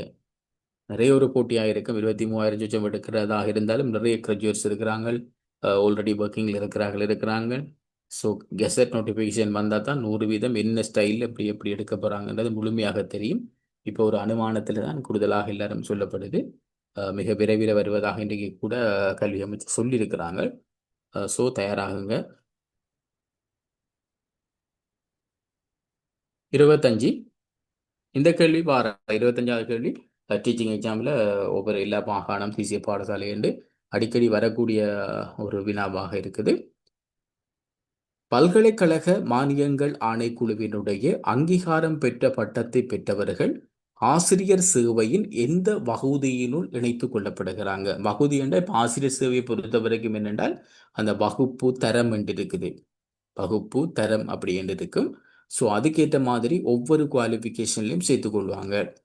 இதில் கிராஜுவேட் பட்டதாரிகள் எடுப்பாங்க, காலேஜ் ஆஃப் எஜுகேஷன் முடிக்கிறவர்கள் எடுப்பாங்க, உயர்தர பெறுபவர்களோட கூட நிறைய எடுக்கிறதுக்கான வாய்ப்புகள் இருக்குது, அப்படிலாம் எடுத்திருக்கிறாங்க. பிறகு பார்த்தீங்கன்னு சொன்னால் நேரடியாக பல்கலைக்கழகங்களில் கல்விமானி பேச்சுலர் ஆஃப் எஜுகேஷன் என்று சொல்கிறது, கல்விமானி பட்டத்தை முடிச்சுட்டு வாராக்களை நேரடியாக அதுக்கு ஒரு கேட்டகரிஸை போட கொஞ்சம் சம்பளம் இந்த கிராஜுவேட் டீச்சிங்கை விட இன்னும் கொஞ்சம் கூட இருக்கும். ஸோ அதை எடுத்துக்கொள்வாங்க. இப்போ கிராஜுவேட்டாக போகிறாக்கள் பிஜிடி முடிச்சு அல்லது அவங்களோட மாஸ்டர் டிகிரி முடிக்கிற பொழுது இவங்களுக்கு வரலாம். ஆனால் இவங்க நேரடியாக போகிற நேரமே அந்த ரேஞ்சுக்கு போயிடுவாங்க. ஸோ இப்போ வினாவை பாருங்க.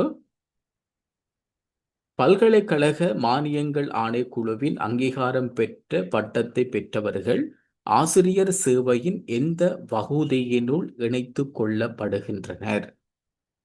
எழுதிக் கொள்ளுங்க.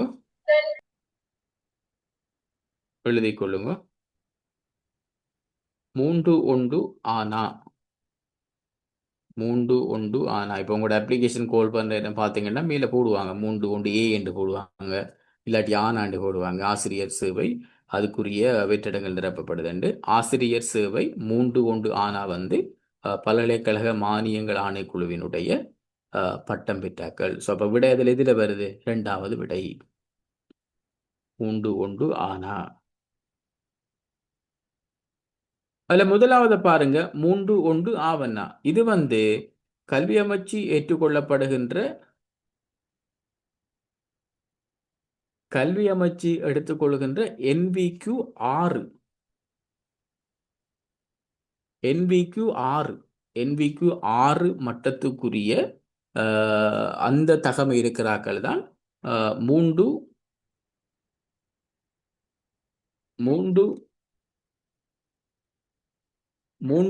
ஈனா 3 ஈனா ஒன்னாவது விடை தானே சார்? 3 ஆனாவா? கேள்வி 20க்குரிய விடை வந்து 3 ஆனா, அதாவது 2வது விடை.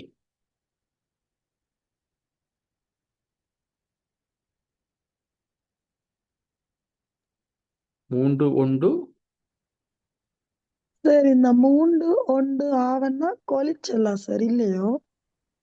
விளங்கலம்மா? இந்த 3 ஆவணன்ற இந்த கொலிச்சால் அப்படியே வெளியேற பிள்ளைகள் தானே சார் வர்றது? ரைட். ஓ ஆவனா காலேஜ் ஈனா தான் NVQ வரும். திருப்பி சொல்றேன், நான் அதை கொஞ்சம் கிளியரா சொல்றேன்னா கொஞ்சம் திருப்பி சொல்றேன். முதல் விடை எழுதி கொள்ளுங்க, குழம்பிடாம முதல் விடை எழுதுங்கோ. விடை எழுதி கொள்ளுங்கோ. 20க்கு விடை வந்து எத்தனையாவது விடை? 3 ஆனா. 2வது விடை என்ன? ரைட், அதை எழுதி கொள்ளுங்க. இப்போ முதலாவது பாருங்கோ 3 ஆவண்ணா. 3 ஆவண்ணா வந்து காலேஜ் ஆஃப் எஜுகேஷன் கல்வியல் கல்லூரிகளில் பயிற்சி பெற்று வாராக்கள். ஆசிரியர்களுக்கு முன் சேவை பயிற்சி எல்லாம் பெற்று ஸ்கூலில் ட்ரைனிங் எல்லாம் முடித்து 3 இயர்ஸ் அதெல்லாம் கெப்பாசிட்டி எல்லாம் முடித்து வருவாங்க. College of education. அடுத்தது 2 இந்த 2 சொல்றது தான் ஆரண்டு கேட்டால் சோசியல் எஜுகேஷனில் டிகிரி முடிக்கிறார்கள். பல்கலைக்கழக மானியங்கள் ஆணைக்குழுவால் அங்கீகரிக்கப்பட்ட பல்கலைக்கழகத்திலிருந்து பேச்சுலர் ஆஃப் எஜுகேஷன் கல்விமானி பட்டத்தை பெற்று நேரடியாக வாராக்கள். கல்விமானி பட்டத்தை பெற்று நேரடியாக வாராக்கள்.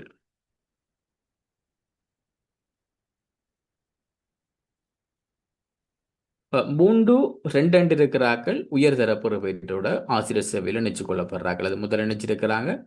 அப்படி 3-2 என்ன சார் உயர்தர உயர் ஏ லெவல் பெறுவரோட 3-2 4வது இருக்கு தானே டேஸ் பண்ணி ஏ லெவல் பெறுவர் மட்டும். அடுத்தது 3-1 ஈனா. 3-1 ஈனா. ஈனா தான் வந்து இப்போ நான் ஏற்கனவே சொன்ன அந்த NVQ 6, அதாவது இப்போ HNDE higher national diploma in English, HNDA அப்படியான விடயங்களோடு இருக்கிறார்கள். ஆசிரியர் சேவையில் இணைச்சு கொள்ளப்படுறால் அவங்க வந்து 3-1 ஈனாவில் இணைச்சு கொள்ளப்படுவாங்க. 3-1 ஈனா.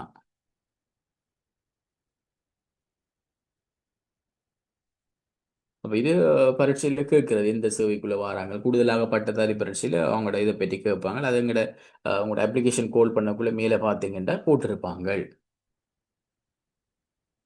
21 செசிப் என அழைக்கப்படுகின்ற கல்வி செயற்திட்டத்துக்கு உதவி வழங்குகிற நிர்வாகம் ஆசிய அபிவிருத்தி வங்கி. செசிப் என்றதெல்லாம் காலத்துக்கு காலம் அறிமுகம் செய்யப்படுகிற ப்ராஜெக்ட். இப்போ 2025 வரைக்கும் இருந்தது. பிறகு அது இன்ட்ரோடியூஸ் பண்ணப்பட்டால் தொடர்ச்சியாக அப்படியான ப்ராஜெக்டுகளை கொண்டு செல்வாங்க. அது ஸ்பெசிஃபிக்கான ப்ராஜெக்ட் தான் இந்த செசிப் என்று சொல்றது. வேணுமெண்டா அதுக்கு அதில் ஃபுல் மீனிங்கையும் ஒரு எழுதி கொள்ளுங்க, ஹெல்ப்பாக இருக்கும்னு நினைக்கிறேன். செசிப் என்று சொல்றதுக்கு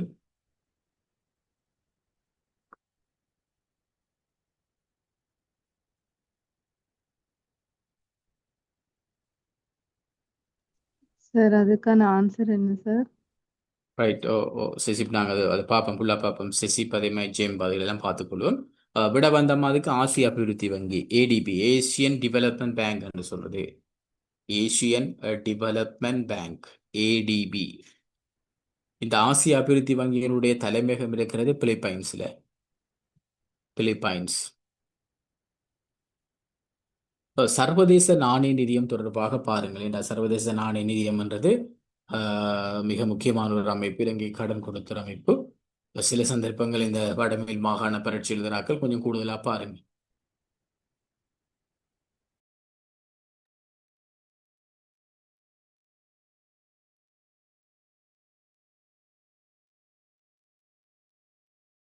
அதே மாதிரி உலக வங்கியினுடைய தலைவர் வந்து அஜய் பங்கா.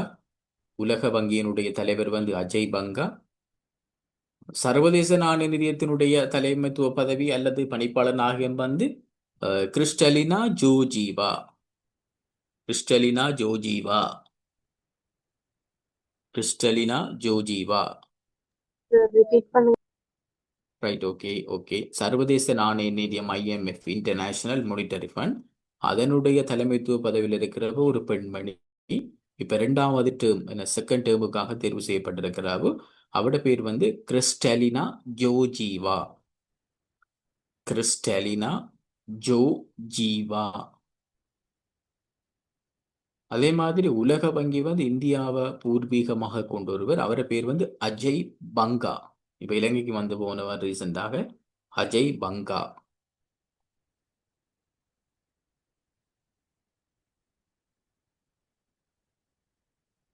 இருபத்தி 2வது கேள்வியை பாருங்க. இப்ப 22வது கேள்வி மாதிரி நிறைய கேள்விகள் இப்படித்தான் வரும். சில கேள்வி என்ன அந்த எங்களுக்கு கண்டுபிடிக்கிற குழப்பமாய் ரெண்டு ஆன்சர் வார மாதிரி எல்லாம் இருக்கும். ஸோ இப்படி வந்து சப்ரக மாகாண பரீட்சையில கூடுதலாக இப்படியான வினாக்கள் வந்துருக்குது. அந்த 4 விடையும் பார்த்தா 4மே விடமாய்த்தான் இருக்கும். அதுல இருந்து ஓரளவுக்கு எக்யூரேட்டானதை கண்டுபிடிக்கணும். ஸோ 22 பாருங்க. இலவச பாடநூல் விநியோகம், புலமை பரிசில் வழங்குதல், இலவச பாடசாலை சீருடை வழங்குதல் போன்ற செயற்பாடுகள் மூலம் எதிர்பார்க்கப்படுகின்ற கல்வி குறிக்கோள்கள். இப்ப இலங்கையில வந்து ஏன் இப்படி செய்றாங்க? ஏன் இலவச பாடநூல் வழங்கணும்? இப்ப மாணவர்களுக்கு முதல் இலவச பாடநூல், இலவச சீருடை, பிறகு கஷ்டப்பிரதேச மாணவர்களுக்கு சப்பாத்து வழங்கி இப்ப வந்து என்ன இந்த அஸ்வசிம குடும்பம் மற்ற ஆக்களுக்கு எல்லாம் வந்து இது கொடுக்குறாங்க. என்ன ஸ்டேஷனரி பாடசாலை உபகரணங்களை வாங்குறதுக்கு 6,000 ரூபாய் கொடுக்காங்க என்ன. ஸோ இப்போ அது வந்து லேட்டஸ்டாக வந்து அப்போ சில நேரங்களில் அதுகளுக்குள்ள இருந்து போடலாம். இலவச வழக்கமாக பாடநூலை பற்றியோ அல்ல சீருடைய பற்றியோ போடுற மாதிரி அதை போடலாம்.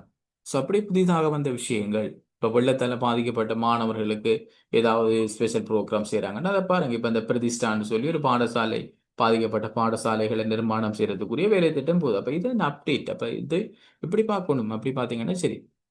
இப்போ 22 பாருங்க. இலவச பாடநூல் விநியோகம், புலமை பரிசில் வழங்குதல், இலவச பாடசாலை சீருடை வழங்குதல் போன்ற செயற்பாடுகள் மூலம் எதிர்பார்க்கப்படுகின்ற கல்வி குறிக்கோள்கள். வருமானம் குறைந்த மாணவர்களுக்கு உதவுற என்ன, அது சரிதானே. மாணவர் இல்லாட்டி இலவச பாடநூல் அப்படி வருமானம் கூடியாக வாங்குறது. கல்வியுடனான போட்டித்தன்மையை முகாமைத்துவம் செய்தல், பாடசாலைக்கு இடையிலான சமமின்மைகளை குறைத்தல், கல்வியில் எல்லோருக்கும் சம வாய்ப்புகளை வழங்குதல். அப்ப இதை கூடுதலாக பார்த்தோம் என்றால் 4வது விட பொருந்துமே. இப்ப கல்வியில எல்லோருக்கும் சம வாய்ப்புகளை வழங்குறதுன்னு சொல்றது எல்லாத்துக்குள்ளேயுமே வந்துடும். வருமானம் குறைஞ்சாக்களுக்கும் அதுக்குள்ள வந்துருவாங்க. பாடசாலை சமமே வந்துடும். ஸோ விட வந்து 4வது.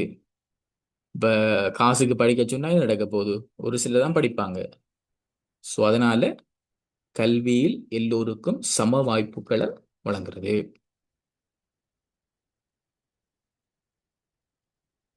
23 முன் பள்ளிகளினுடைய மேற்பார்வையும் முகாமைத்துவ பொறுப்பும் அரசியலமைப்பினுடைய எத்தனையாவது திருத்தத்தின் மூலம் மாகாணப்பட்டது.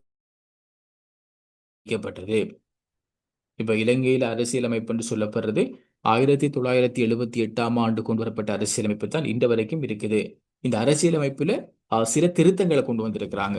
பாத்தீங்கன்னு சொன்னால் 13வது 19வது 21வது என்றெல்லாம் நிறைய திருத்தங்கள் இருக்குது. அதுல மிக முக்கியமாக கொண்டு வரப்பட்ட 13வது திருத்தம், அது ஆரம்ப காலத்துல மற்ற போட்டி பரீட்சையில கூடுதலாக வாரது 87ஆம் ஆண்டு கொண்டு வரப்பட்டது. இந்திய இலங்கை ஒப்பந்தம், எத்தனை அமைச்சுகள் இருக்கிறாங்க, ஆளுநர் தொடர்பாக பார்த்துக் கொள்ளுங்க. இப்ப ஆளுநர் தொடர்பாக சில வேளை மாகாண சபைகளுக்குரிய பேப்பரை பார்த்தீங்கன்னா அந்த வட மாகாணத்தினுடைய ஆளுநர் யாரு, கிழக்கு மாகாணத்தினுடைய ஆளுநர் யாரு, அப்படியான கேள்விகள் வந்திருக்குது. ஸோ அப்போ நீங்கள் ஸ்பெசிஃபிக்காக மாகாண சபைகள் பரீட்சையில் தயாராகிற பொழுது அந்த மாகாணத்துக்குரிய விடயங்களையும் தெரிஞ்சு வச்சு கொள்ளணும். ஸோ விட வந்து 13வது அரசியலமைப்பு திருத்தம். ஏன் மாகாண சபைகளுக்கு அதிகாரம் கொடுத்தபடியா மத்திய அரசாங்கத்தினுடைய சில அதிகாரங்கள் மாகாண சபைக்கு வந்தது. அப்ப மாகாண சபைக்கு கீழே மாகாண சபை தன்னுடைய அதிகாரத்தை பிரதேச சபைகளுக்கு வழங்கும். அதனால சில சந்தர்ப்பங்களில் பிரதேச சபைகள் கூட அந்த முன்பள்ளி தொடர்பில் சில செல்வாக்க செலுத்தும். ஆனால் பிரதேச செயலகமும் முன்பள்ளியில செல்வாக்க செலுத்தும், வலய கல்வி அலுவலகம் செல்வாக்க செலுத்தும். அது வேற செட்டப்புகள். இப்ப பிரதேச செயலகத்தை பொறுத்த வரைக்கும் அங்க சிறுவர்கள் இந்த பாடசாலையில் இருப்பதன் காரணமாக தேசிய சிறுவர் பாதுகாப்பு அதிகார சபை இருக்குது, தன்னடத்து சேவைகள் திணைக்களம் இருக்குது, மற்றது வேற சிறுவர்களோடு தொடர்பான நிறுவனங்கள் இருக்குது. இதனுடைய உத்தியோகத்தர் எல்லாருமே வந்து பிரதேச செயலகங்கள்ல பணியாற்றுவாங்க. அதனால பிரதேச செயலாளருக்கும் இப்படியான அதிகாரங்கள் வருவதன் காரணமாக இந்த முன்பள்ளி பருவ அபிவிருத்தி உத்தியோகத்தர் என்ற விஷயம், இவங்களெல்லாம் பிரதேச செயலகம் ரீதியாக முன்பள்ளியோடு தொடர்படுவாங்க. ஆனால் கூடுதலாக 13வது அரசியலமைப்பு திருத்தம். இப்ப விட வந்து 1வது.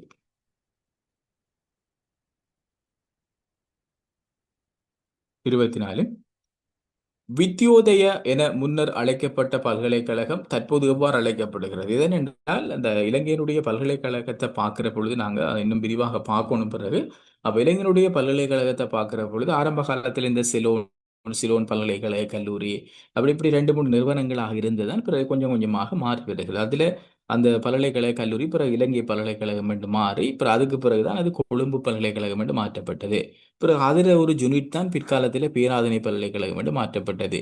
ஸோ அதுக்கு பிறகு இந்த பிரிவினாவா 2 விஷயம் இருக்குது. இந்த வித்யாலங்கார, வித்யோதய, இந்த பிரிவினாக்கள் பிற்காலத்தில் பல்கலைக்கழக அந்தஸ்து பெறுகிறது. அது போட்டி பரீட்சையில் நிறைய தரம் வந்திருக்குது. வித்யோதய என்று சொல்லப்படுகிற பிரிவினா என்ன பல்கலைக்கழகமாக மாற்றம் பெற்றது என்றால் ஸ்ரீ ஜெயவர்தனபுர பல்கலைக்கழகம். ஸ்ரீ ஜெயவர்தனபுர பல்கலைக்கழகம். அதே மாதிரி வித்யாலங்கார பல்கலைக்கழகம் என்று சொல்லப்படுறது களனி பல்கலைக்கழகம். வித்யோதயா தானே சார் களனி பல்கலைக்கழகம்? வித்யோதய வந்து ஸ்ரீ ஜெயவர்தனபுர. மாறி சொல்லு படிக்க டவுட்டா சொல்லுங்க. அந்த முதல்வர் நடந்த உங்களோட ரெக்கார்ட் கொண்டு வரனால வித்யோதய ஆண்ட சொன்னது கலானி பல்கலைக்கழகம், வித்யோல் அங்க ஆண்டது வந்து ஸ்ரீ ஜெயவர்த்தனபுரம் என்ற சொன்ன மேக்கிடம். வித்யா அலங்கார தான் கழனி. சரி சார், ஓகே. ரெக்கார்டிங் ஒருக்கா பாருங்க. டவுட்டுண்டா செக் பண்ணுவோம், இஷ்யூ இல்லை. ஆனால் இது ஒரு எக்ஸாமில் நான் நினைக்கிறேன் மேல் மாகாணத்துக்குரிய பரீட்சை நினைக்கிறேன். வித்யா அலங்கார் என்ற விஷயம் வந்திருந்தது. அதை நான் திருப்பி ஒருக்கா ரிப்பீட் பண்ணுவேன். நான் அதை திருப்பி ஒருக்கா பார்க்குறேன். இது ஓகே, நோட்டில் போட்டு வச்சுக்கொள்ளுங்க. வித்யோதி என்று சொல்லப்படுறது வந்து ஜெயபுரையா, ஜெயபுர. வித்யா அலங்கார் என்று சொல்லப்படுறது கழனி பல்கலைக்கழகம்.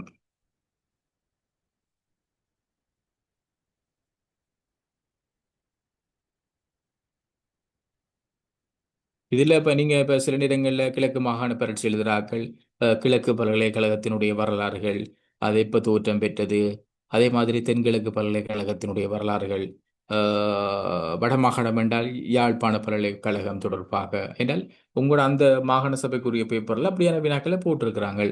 கிழக்கு பல்கலைக்கழகத்தில் இந்த பீடம் கொண்டு வரப்பட்டதா, அல்லது யார் அதை கொண்டு வரதுக்கு முன்னணியில் நின்றாங்க, இந்த இடத்துல அது அமைய பெற்றிருக்குது. ஸோ அப்படி மாகாண சபை பேப்பர்கள் அப்படியான வினாக்களும் வந்திருக்குது கடந்த கால வினாக்களை பார்க்குற பொழுது.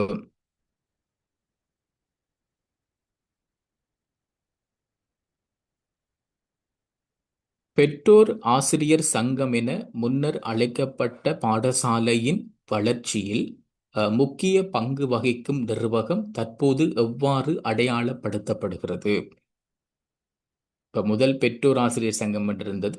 பிறகு வந்து பார்த்தீங்கன்னு சொன்னால் பாடசாலையினுடைய அபிவிருத்தி சங்கம். இப்போ கூடுதலாக எஸ்டிசி என்று சொல்லுவாங்க. என்ன, இந்த பாடசாலையினுடைய அபிவிருத்தி சங்கம் என்று சொல்லப்படுறது மிக முக்கியம்.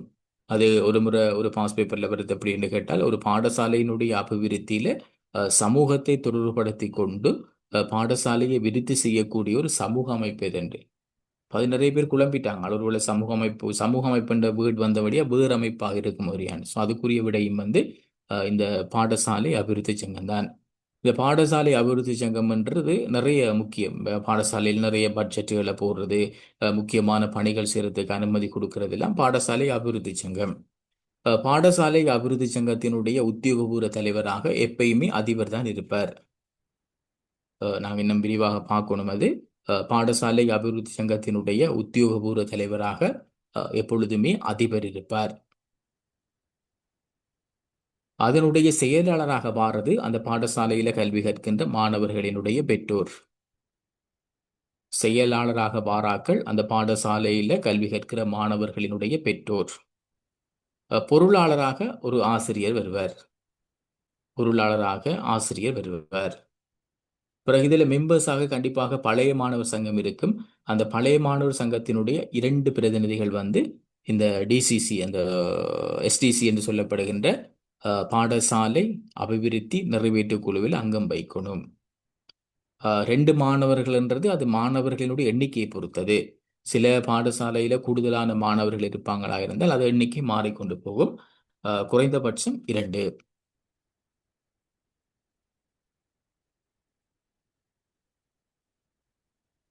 இதில் பழைய மாணவர் சங்கம் அதுக்கும் தலைவராக எப்பயுமே அதிபர் தான் இருப்பார். 26. தேசிய கல்வி ஆணைக்குழுவின் பொறுப்புகளில் ஒன்று பின்வருவனவற்றுள்ளது. இப்போ இதில் 4 பொறுப்பு தாராங்க. இப்படி கேள்விகள் கூட ரிப்பீட் ஆகுது. இதை பார்க்குறேன்னால் நீங்கள் தனியாக தேசிய கல்வி ஆணைக்குழுவினுடைய பணிகளை, தேசிய கல்வி நிறுவனத்தினுடைய பணிகளை பார்த்தா தான் இந்த மாதிரியான டைப் கேள்வி செய்யலாம். இது நான் நினைக்கிறேன் சப்ரகமுவ மாகாண பேப்பரில் வந்து இப்படித்தான் கூடுதலாக வினா எடுக்கப்பட்டிருக்குது. சப்ரகமுவ மாகாண பேப்பர் தான் இது. பாருங்க, தேசிய கல்வி ஆணைக்குழுவோட பொறுப்பு. பாடநூல்களை தயாரிக்கிறது யாரு? அல்லது கலைத்திட்டத்தை தயாரிக்கிறது யாரு? கலைத்திட்டத்தை மாற்றங்களை செய்யறது யாரு? விட வந்து 4வது தேசிய கல்வி கொள்கைகளை உருவாக்குவதற்கான செயற்பாடுகளை செய்வது.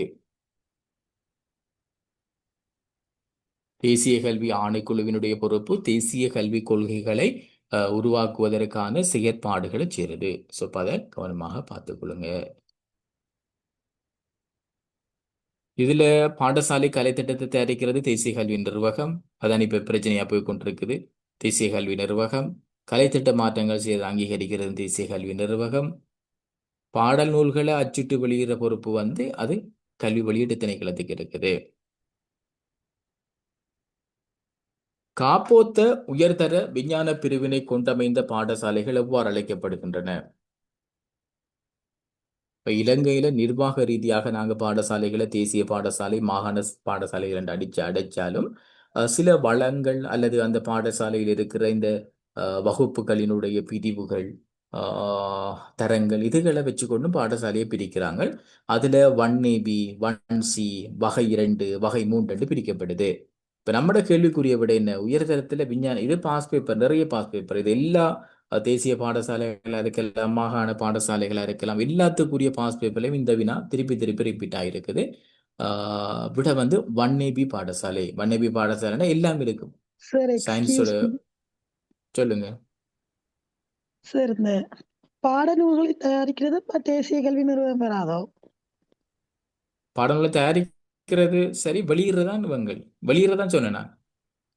Okay sir. வெளியிடுறது இப்ப நம்மள இப்ப இந்த இஷ்யூல பாத்தீங்கன்னா, இப்ப கல்வி சீர்திருத்த இஷ்யூலையும் தேசிய கல்வி நிறுவனத்தை பத்தி கூட சொல்றாங்க. ஸோ ஆமா. அவங்க தான் எல்லாம் செய்வாங்க. இதுல அதை பிரிண்ட் பண்ணி விநியோகம் செய்யற பொறுப்பு வந்து அவங்களுக்கு வரும்.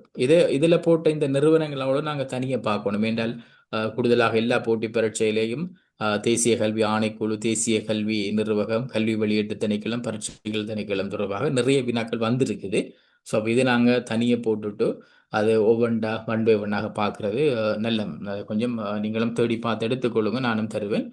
அது நல்ல அப்படி பார்க்கணும். இந்த நிறைய பரீட்சைகள் அப்படித்தான் ஃபோக்கஸ் பண்ணியிருக்கிறாங்க. Okay sir. ஸோ 27 பாருங்க. 27க்கு 1AB 1AB 1AB 1AB என்றா ஏ லெவல்ல சயின்ஸ் ஸ்ட்ரீமோட மற்ற அவ்வளோ ஃபேக்கல்ட்டியும் இருக்கும்.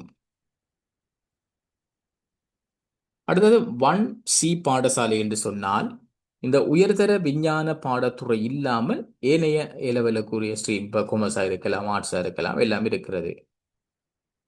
அது வந்து 1C பாடசாலை என்றது. விஞ்ஞானம் இருக்காது. அப்ப விஞ்ஞானம் இருந்தா 1AB. விஞ்ஞானம்னு சொல்றது பயோசயின்ஸ், மெடிசின் இருக்கணும். அது இருந்தா 1AB, அது இல்லாட்டி சி பிரிவில் வரும். சார் அடுத்து இப்ப பாத்தீங்கன்னா இப்ப டெக்னாலஜி இருக்குல்ல, அப்ப அது வந்து அது எந்த வகைகள் வரும் சார்? இல்ல, டெக்னாலஜி எல்லாத்துக்குள்ளேயும் தானே வரப்போகுது. விஞ்ஞானத்தை மட்டும் தான் பிரிக்கிறாங்க இங்க. இப்ப டெக்னாலஜி வந்து விஞ்ஞான பிரிவோட டெக்னாலஜி வருமா இருந்தால் அது 1ABக்குள்ள வரும்.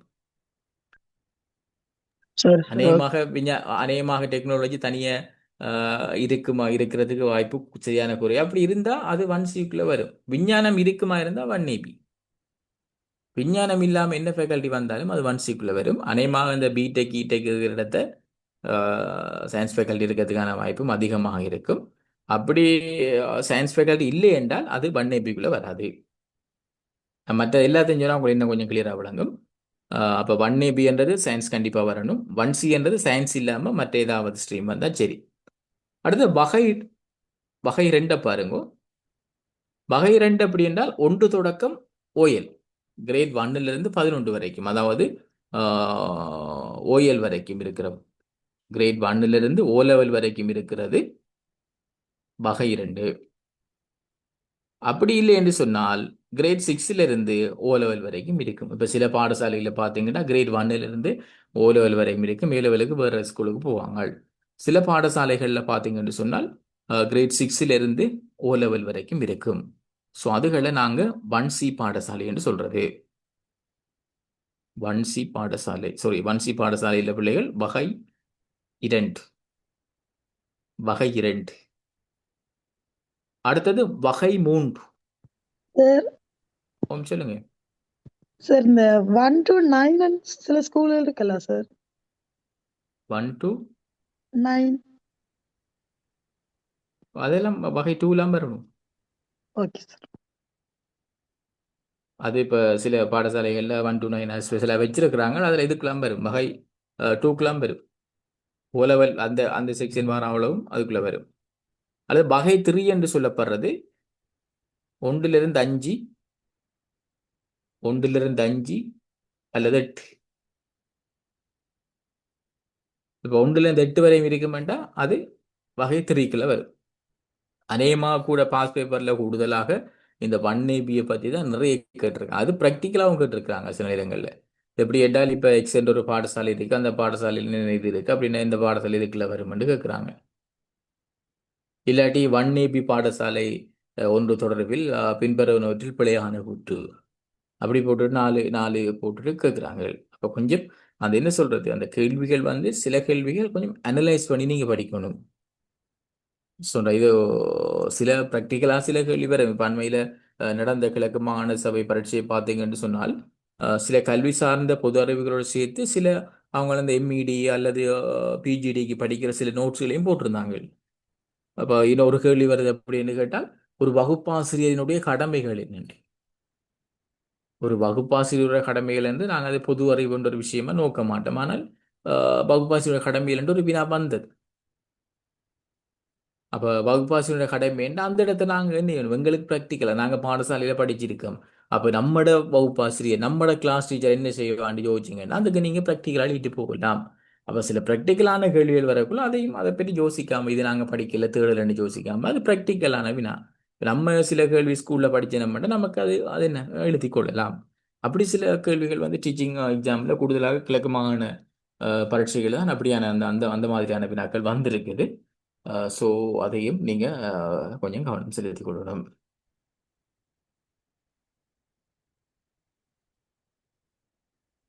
ரைட். அப்போ நாங்கள் பாடசாலையினுடைய வகை வந்து பார்த்துருக்கிறோம். 1AB வந்து விஞ்ஞான பிரிவோட எல்லாம் இருக்கும். 1C என்று சொல்லப்படுறது விஞ்ஞான பிரிவு இல்லாமல் ஏனைய விடயங்கள் இருக்கும். வகை 2 என்று சொல்றது 1லிருந்து 11க்கு வரணும், அப்படி இல்லாட்டி 6லிருந்து 11க்கு வரணும். வகை 3 என்று சொல்லப்படுறது 1லிருந்து 5 வரையும் இருக்கும், அப்படி இல்லை என்றால் 8 வரையும் இருக்கும். 5ஆம் தர புலமை பரிசில் பரீட்சையினுடைய பிரதான நோக்கங்கள், இதுவும் சப்ரகமுக மாகாண கேள்விதான்.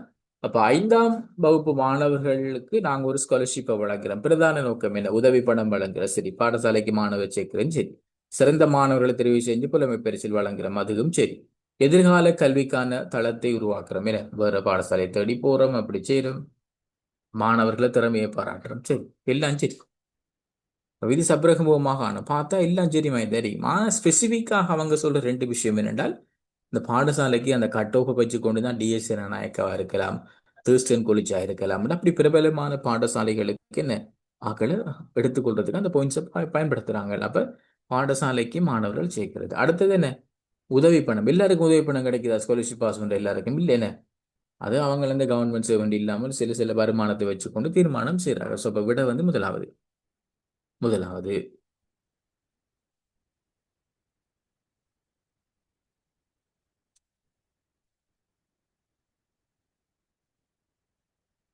அடுத்தது,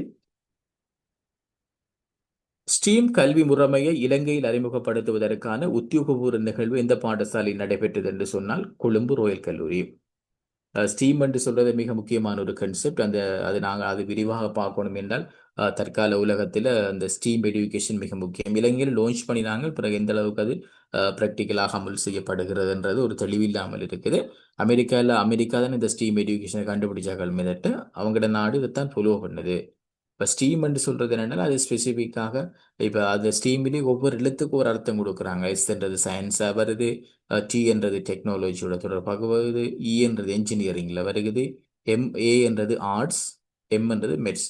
முதல்ல அந்த ஏ என்றது இருக்கல, சயின்ஸும் டெக்னாலஜியும் என்ஜினியரிங்கும் மெட்ஸும் தான் இருந்தது. பிறகுதான் அப்படியான விஷயங்களை கொஞ்சம் மேன்மைப்படுத்த ஒரு சில விஷயங்கள் உருவாக்குறதுக்கு கலை என்ற சில விஷயங்கள் தேவைப்படுது, அல்லது இப்படியான கொஞ்சம் தேவைப்படுன்றதாக சேர்க்கிறாங்க. அப்போ ஸ்டீம்ண்டா ஒருக்கா கேட்ட ஸ்டீம்மெண்ட் போட்டுட்டு அதில் ஒரு எழுத்தை போட்டுட்டு அதுக்கு என்ன அர்த்தம் கேட்டாங்க. Science, technology, engineering, arts, maths.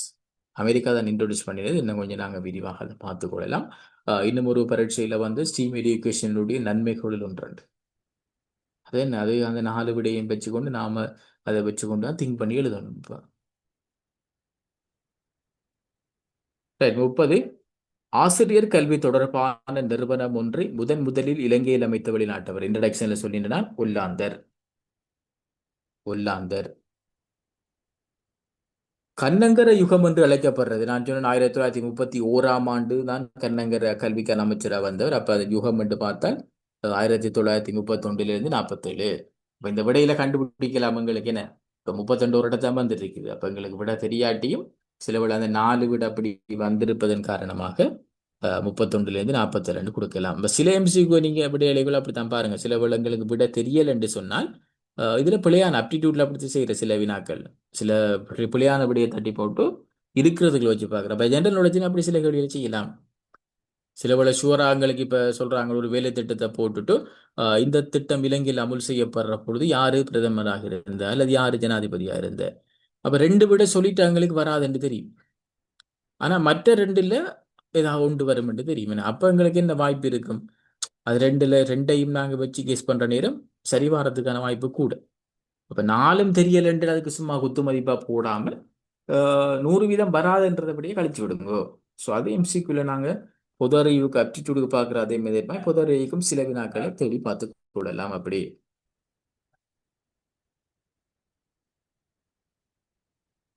So 31க்குரிய விட 1931 47. சில வேளை CWW கண்ணங்கர கல்வி அமைச்சராக இருக்கிற பொழுது இலங்கையில் காணப்பட்ட அரசியலமைப்பு என்று கேட்கலாம். டொனமூர்.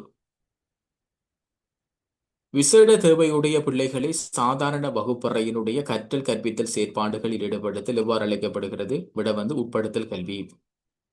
உட்படுத்தல் கல்வி. கட்டாய கல்வி தெரியும். அடுத்தது விசேட கல்வி. உட்படுத்தல் கல்வியில எல்லாம் சேர்ந்து உண்டா படிப்புகிறது. தேசிய கல்வியல் கல்லூரிகளில் ஆசிரியர் கற்கை நெறியினை பூர்த்தி செய்கின்றவர்களுக்கு வழங்கப்படுற பட்டம் தேசிய கற்பித்தல் டிப்ளோமா. காலேஜ் ஆஃப் எஜுகேஷன் முடிக்கிறார்களுக்கு இப்படித்தான் கொடுப்பாங்க. தேசிய கற்பித்தல் டிப்ளோமா. கல்விமானி பட்டம் பேச்சுலர் ஆஃப் எஜுகேஷன். கல்விமானி டிப்ளோமா. தேசிய சான்றிதழ். ஸோ விட 4வது தேசிய கற்பித்தல் டிப்ளோமா.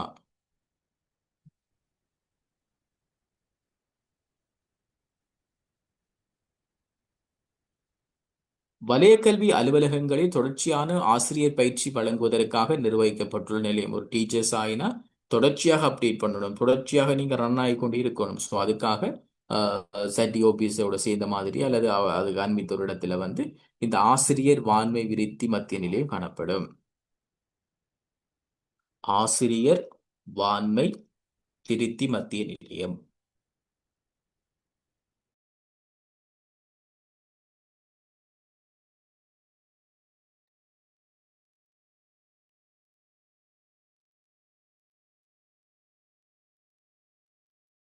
முப்பத்தி 4 ஆசிரியர் வான்மை விருத்தி மத்திய நிலையம். இதுக்கு முகாமையாளர் என்ற ஒரு ஆள் இருப்பார். அவர் இந்த ஆசிரியர் கல்வியலாளர் சேவையை சேர்ந்த ஒரு ஆள் தான் அதுக்கு கூடுதலாக பாருது. 2014ஆம் ஆண்டில் ஆசிரியர் சேவை பிரமாண குறிப்பின் பிரகாரம் ஆசிரியராக ஒருவரை சேர்த்துக் கொள்வதற்கான வயதில்லை 18 தொடக்கம் 35. அப்ப இதைத்தான் ஸ்பெஷலாக ஒரு கேபினெட் அப்ரூவல்ல 45ஆக மாத்துறாங்க. ஸோ அப்போ அவங்களோட இதில் இருக்கிறது அவங்களோட சர்வீஸ் மினிட்ஸ் அல்லது அவங்களோட டீடைல்ஸ் இருக்கிறது 18 தொடக்கம் 35. 18 தொடக்கம் 35. கல்வி பொதுத்தராதர உயர்தர மாணவர்களினுடைய மேலதிக அறிவை மதிப்பிடுவதற்காக 2000 ஆண்டிலிருந்து அறிமுகம் செய்யப்பட்ட பரீட்சை பொது சாதாரண பரீட்சை, அதாவது காமன் ஜெனரல் டெஸ்ட். இதுல 30 புள்ளி எடுத்தால் தான் பல்கலைக்கழக அனுமதியை உறுதி செய்யலாம். 30 புள்ளிகளை பெறுகிற பொழுதுதான் பல்கலைக்கழக அனுமதியை உறுதி செய்து கொள்ளலாம்.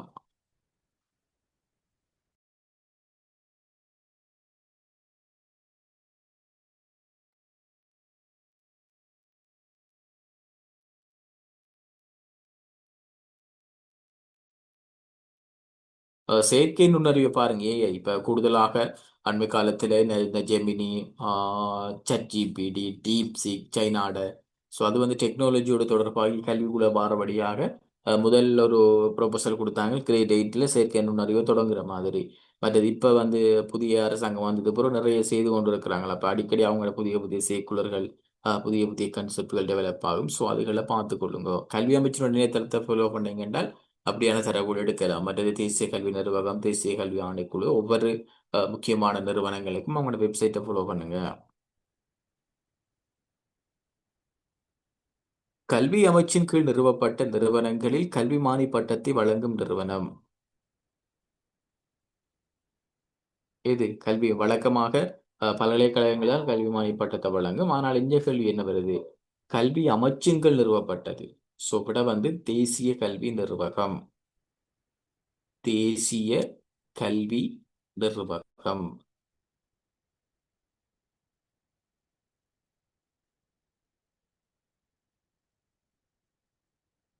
பல்வேறு சர்ச்சைகளுக்கு மத்தியில் 2027ஆம் ஆண்டு வரை பிற்போடப்பட்ட கல்வி சீர்திருத்தம் எத்தனையாம் ஆண்டுக்குரியது? தரம் 6. இப்ப நடைமுறையில் இருக்கிறது தரம் 1. இல்ல நாளைக்கு அவங்களுக்கு தொடங்குது அந்த மகிழ்ச்சியான அவங்களோட சேர்க்குள்ள பாருங்க, அதுல மகிழ்ச்சியான ஆரம்பம் அப்படி எல்லாம் அந்த கன்செப்ட் எல்லாம் இருக்கும். ஸோ அதுகளும் போடுறவங்க ஏதாவது துணைப்பொருள்கள் கன்செப்டுகளை மையப்படுத்தி போடுவாங்க. ஸோ இது வந்து 2027க்கு வார கல்வி சீர்திருத்தம் வந்து கிரேட் 6, அதாவது தரம் 6க்கு வரப்போகுது. இலங்கையில் இறுதியாக உருவாக்கப்பட்ட சேவை வந்து இலங்கை ஆசிரியர் ஆலோசகர் சேவை. இதில் விட இல்லை, விடை எழுதி கொள்ளுங்கோ. இலங்கை ஆசிரியர் ஆலோசகர் சேவை.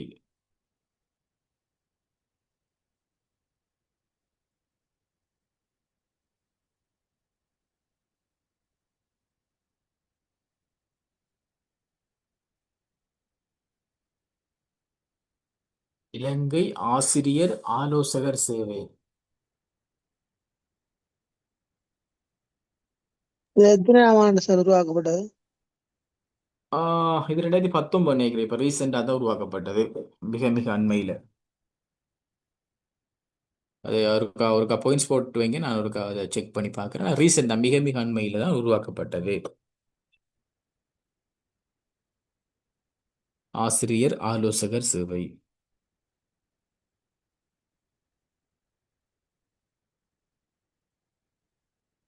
அப்போ இதில் நீங்கள் கல்வி தொடர்பான எக்ஸாம் எழுதுறபடியா இல்லைங்க ஆசிரியர் சேவை தொடர்பாக அவங்களோட பெருமான குறிப்புகள் அவங்களோட அது இழப்புள்ள பாருங்க. என்றால் ஒரு பேப்பரில் அந்த ஆசிரியர் சபை பிரமாண குறிப்பு. அப்போ நான் நினைக்கிறேன் கிழக்கு மாகாண சபை எக்ஸாம் பரீட்சை ஒன்றில் இந்த மாகாண சபைக்குரிய விண்ணப்பம் கூறுவாங்க, நோட்டீஸ்.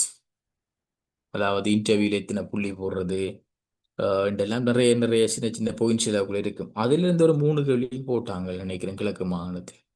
அந்த இன்டர்வியூல எத்தனை புள்ளி என்னத்துக்கு வழங்குவாங்கன்றல அது யாரும் எதிர்பார்க்கல. அந்த அந்த அவங்களோட அந்த நோட்டிஃபிகேஷன்லேயே அதுக்குரிய அந்த 3 புள்ளிகளுக்குரிய மார்க்ஸ் நீங்கள் அப்படி. ஸோ அப்போ கேள்விகள் எப்படி எப்படி வருமென்று நாங்கள் சில நேரங்களில் என்ன சொல்கிறது, சில கேள்விகள் எதிர்பார்க்கலாம், சில கேள்விகள் எங்களுக்கு தெரியும் கேள்வி வேறு வேறு ரூபத்தில் வரும். அப்போ எல்லாத்திலையும் அவதானமாக இருக்கணும். ஸோ இலங்கை ஆசிரியர் சேவை தொடர்பாக முழுமையாக பார்க்கணும். அதிபர் சேவை, கல்வி நிர்வாக சேவை, ஜட்டி எல்லாம் இந்த சேவையிலேருந்து தான் வருவாங்க. ஸோ அப்படியான விடயங்களை பார்த்துக்கொள்ளணும். 40 நவீன உலகத்துக்கான கல்வி என்ற புத்தகத்தை எழுதியவர் வந்து மெரியா மொன்டுசரி. இவங்க இத்தாலி நாட்டை சேர்ந்தவங்க. இத்தாலி நாட்டை சேர்ந்தவங்க. இத்தாலி நாட்டை சேர்ந்தவங்க. இவங்க தான் இப்போ இந்த நாங்கள் நர்சரி அல்லது முன்பள்ளி கல்வி ப்ரீ ஸ்கூல் எல்லாம் சொல்கிறோம் தானே, இந்த கன்செப்டுக்கு சொந்தக்காரால் இந்த மெரியா மொன்டுசரி தான். அதை விட பேரில் தான் சில முன்பள்ளிகளை மொன்டுசரி என்று சொல்கிறது இந்த விட அந்த இதிலிருந்து திரிப்படைஞ்சு வந்த விஷயம்தான் மெரியா மொன்டுசரி. இத்தாலி நாட்டை சேர்ந்த ஒரு பெண்மணிவ, இத்தாலி நாட்டை சேர்ந்தவ. கால் மார்க்ஸ் என்று சொல்லப்படுறவர் என்ன அந்த டேஸ் கேபிட்டல் என்ற புத்தகம் எழுதினவர். டேஸ் கேபிட்டல் என்று சொல்லப்படுகிற புத்தகம் அது கால் மார்க்ஸினுடைய சோசியலிசம் தொடர்பான விஷயங்கள். அப்துல் கலாம் இந்தியாவினுடைய ஜனாதிபதியாக இருந்தவர். ஏவுகணையினுடைய தந்தை என்று சொல்லப்படுறவர். கனவு காணுங்கள் என்று சொன்னவர். கல்வி தொடர்பாக இவர் நிறைய சொல்லியிருக்கிறார். ஸோ இப்போ கல்வி சார்ந்த விஷயங்களை சொன்ன அறிஞர்கள் அவங்களோட பெயர்கள் அது எல்லாமே உங்களுக்கு தெரிஞ்சிருக்கணும். அப்போ ஆசிரியர் சேவை போட்டி பரீட்சையை பொறுத்த வரைக்கும் இந்த வடமேல் மாகாணத்தை தவிர மற்றாக்கள் கூடுதலாக தனியாக கல்வி சார்ந்து பார்க்கணும். வடமேல் மாகாணம் கல்வியோடு சேர்த்து மற்ற விஷயங்களையும் பார்க்கணும். ஸோ அப்போ நாங்கள் இதில் ஏதாவது நீங்கள் எழுதாமல் இருந்தாலோ அல்லது ஏதாவது டவுட்டாக இருந்தாலோ கேளுங்க. இதில் நான் உங்களுக்கு 2 கேள்வியை பாயிண்ட்ஸ் போட்டு வைங்க. ஏதாவது குழப்பம் இருந்தால் அதில் சொல்லிக்கொள்வேன். மற்றபடி ஏதாவது டவுட்ஸ் இருந்தால் கேட்டுக்கொள்ளுங்க. சார் இந்த 29ஆம் கேள்விக்கு விட சொல்லுவீங்களா? ஸ்ட்ரீம் கல்வி முறை இலங்கையில் அறிமுகப்படுத்துவதற்கான உத்தியோகபூர்வ நிகழ்வு இந்த ரோயல் பாடசாலை நடத்தப்பட்டது. ரோயல் கல்லூரி, கொழும்பு ரோயல் கல்லூரி. ஓகே இலங்கையில் அதிக மாணவர்களை கொண்ட பாடசாலையும் கொழும்பு ரோயல் கல்லூரி தான்.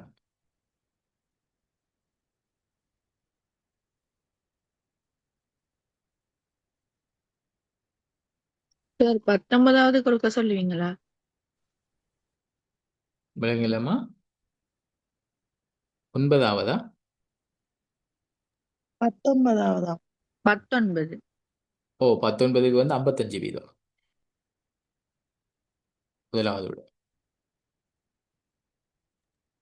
சார் சார் அந்த அதுல 29ஆவதுல வந்து 2009 என்னமோ சொன்னீங்க. தீம்ன்றது ஈன்றது இன்ஜினியரிங்னு சொன்னீங்க தானே? இன்ஜினியரிங்கும் எம்ன்றது மேத்ஸ்ன்னு சொன்னீங்க. மேனேஜ்மெண்ட் வராதா? இல்லம்மா, மெட்ஸ் தான் அது. ஓகே ஓகே சார், அதான் ஓகே.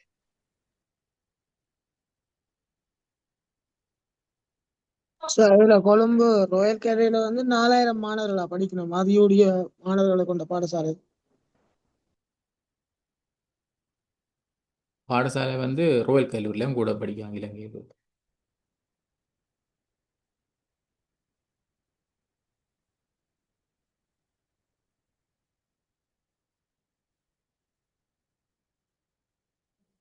சொல்லுங்க, கதைக்கிறீங்க, விளங்குது இல்லை எனக்கு நீங்க கதைச்சது. சார்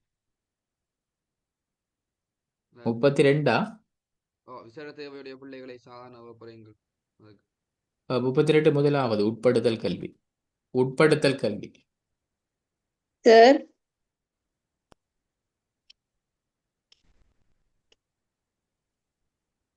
சார் 17வது கொஞ்சம் சொல்லுங்க சார்.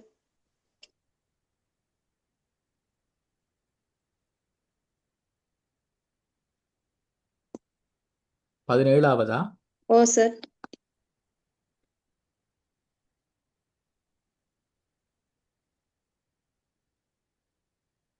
நாலாவது மீபே.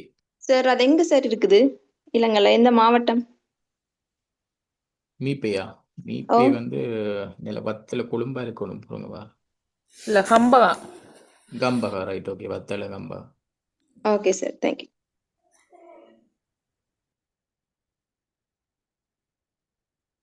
மீபே கேள்வி நிறைய தரம் வந்திருக்கேன். அவங்களோட இப்போ நீங்கள் ஆசிரியராக தெரிவு செய்யப்பட்ட கண்டிப்பாக அந்த இடத்துக்கு போவீங்க. ஆசிரியருக்கான ட்ரைனிங் வந்து அங்கே தான் நடக்குது. ஸோ அதை கவனமாக பார்த்துக்கொள்ளுங்க. சார் 26வது கேள்வியை கொஞ்சம் பாருங்களேன்.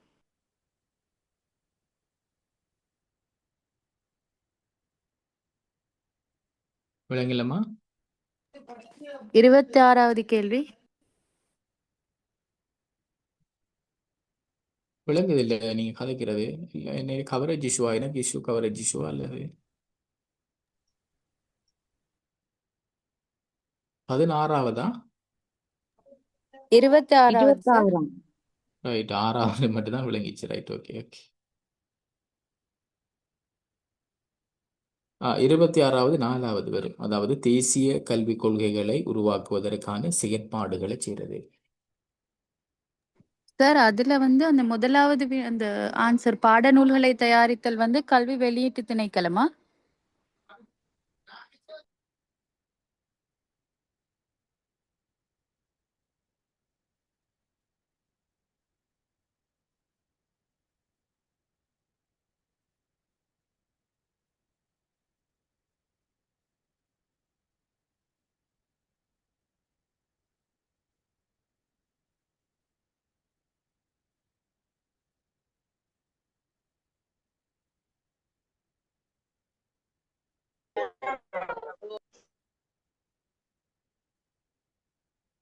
சொல்லுங்க.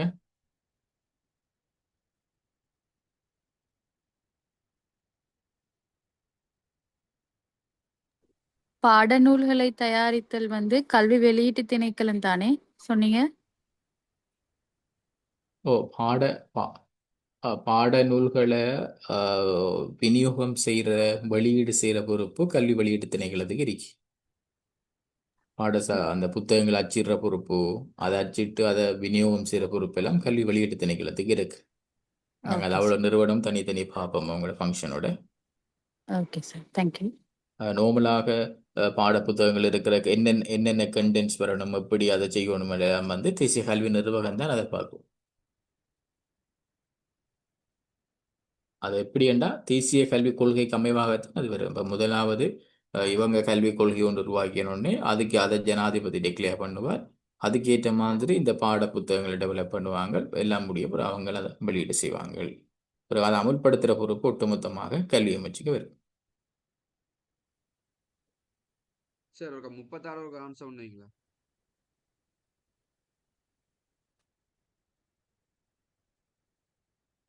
கொமன் ஜெனரல் டெஸ்ட், பொது சாதாரண பரீட்சை. அந்த ஏலவெல்ல 30 மார்க்ஸ் எடுக்கணும்னு சொல்லுவாங்க. அது சார் 16.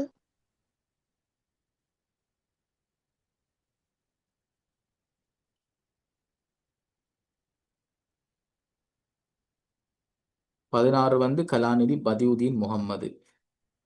Okay sir.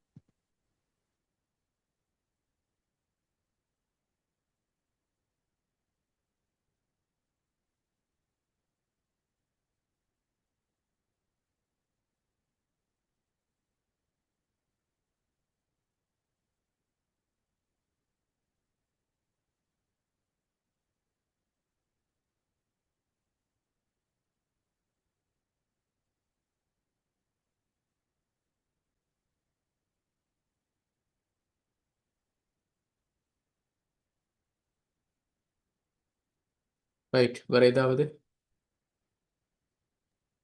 சார் இந்த 19 இருக்கு தானே, இந்த புள்ளி முறை போட்டிருக்கല്ലോ, ஆம் ஆமாம் ஆமாம். அதுல வந்து மாவட்ட அடிப்படையில வந்து அந்த பல்கலைக்கழகத்துக்கு வந்து அனுமதி பெறக்கூடிய ஆக்கள வீதம் இல்லாட்டி பல்கலைக்கழகத்துக்கு இணைத்து பெற வீதமா நீங்க அதுல இந்த கேள்வியில கேட்டுருக்கு.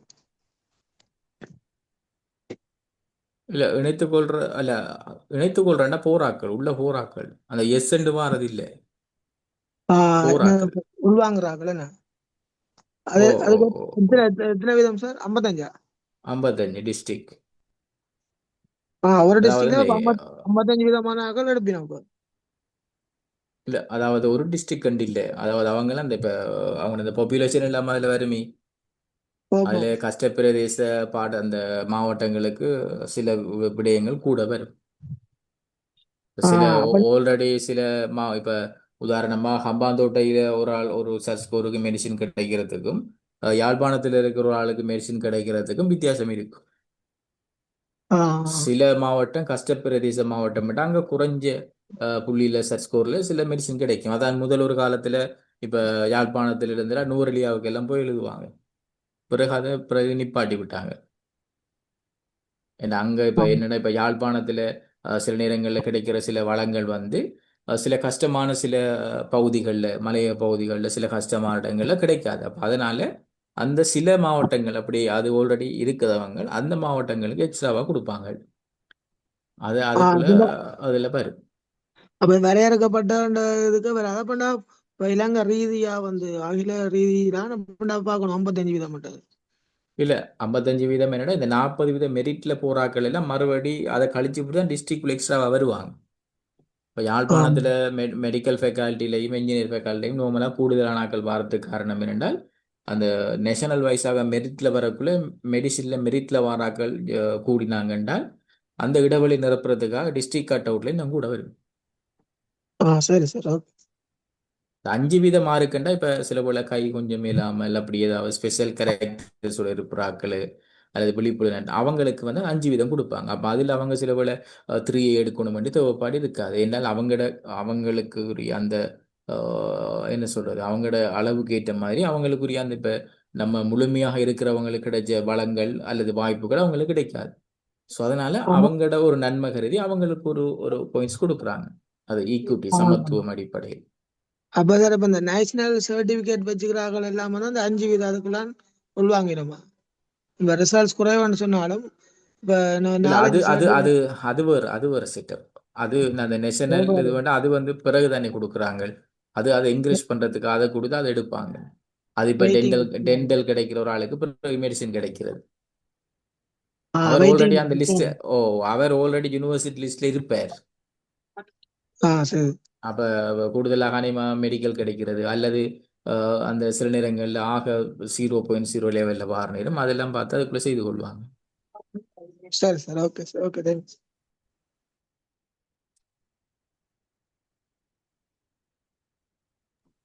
சார் 21வது கேள்வியில ஆசிய சொல்லுங்க. அபிவிருத்தி வங்கி அதுல ஆமாம். தலைவர் யாரு சார்? தலைவர் ஞாபகம் இல்லைம்மா. தலைமையகம் சொன்னதான் பிலிப்பைன்ஸ். Okay sir. தலைவரோட தேடி பார்க்கணும். சர்வதேச நாணய நிதியத்துக்கு தான் நான் தலைமைத்துவ பதவி சொன்னது கிறிஸ்டலினா ஜோர்ஜீவா. அடுத்தது உலக வங்கிக்கு சொன்னா அஜய் பங்கா. Okay sir. என்ன நேம் சார்? அஜய் பங்காவா? ஓ, அவர் இந்தியாவை பூர்வீகமாக ஓகே. சேர்ந்தவர். அஜய் பங்கா இப்ப இலங்கைக்கு வந்து போனவர் ரீசெண்டாக. இதனையமாக மற்ற போட்டி பரீட்சையில் கூடுதலாக வாரது. இதுல வாரல. ஆனா இதுல உலக வங்கியை தொடர்படுத்தி எப்படி கேட்பாங்கன்னா, இப்ப கல்வி சார்ந்த சில நிறைய ப்ராஜெக்டுகள் இலங்கையில் இன்ட்ரடியூஸ் பண்ணுவாங்க, அல்லது சில பல்கலைக்கழகங்களுக்கு சில பில்டிங்ஸ்கள், முக்கியமான பிரிவுகள், அல்லது கல்வித்துறையில் ஏதாவது முக்கியமான சம்பவங்களுக்கு இந்த உலக வங்கி ஸ்பான்சர் பண்ணும். அப்படி அனுமதி வழங்கினா சில வேலை நேரம் அந்த ப்ராஜெக்டை போட்டுட்டு இந்த ப்ராஜெக்ட் வேலை திட்டத்தை முன்னெடுக்கிறதுக்கு அனுசரணை வழங்கி அமைப்பது என்றால் உலக வங்கி. அப்படி கேள்வியில் வந்திருக்குது கல்வியோடு தொடர்புபடுத்தி. சார் 30வது கேள்வி. ஓம் உள்ளாந்தர் நோமல் பாடசாலை என்று இன்ட்ரடக்ஷன்ல காய்ச்சிறாங்க.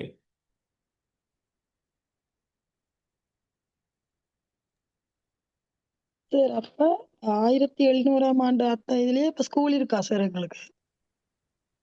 விலங்குல ஸ்கூலுண்டா இப்ப நம்முடைய மை பில்டிங் அப்படியான செட்டப் விளையாண்டு இல்லை இருந்திருக்கு. மதர் சார்ந்ததாக குருகுல கல்வி அப்படிலாம் இருந்திருக்கு தானே. அந்த மன்னர் காலத்தில் இருந்திருக்கு. அப்ப பிறகு இவங்க கொஞ்சம் உள்ளாந்த நாட்கள் போத்துக்கேலாம் பிறகு ஒரு செட்டப்புக்கு கொண்டு வந்திருக்கிறாங்க. பிறகு ஸ்கொலாக்கல் கமிஷன் ஒன்று அமைச்சவங்க பாடசாலை நிர்வாகத்துக்காக உள்ளாந்தர் ஸ்கொலாக்கல் கமிஷன்.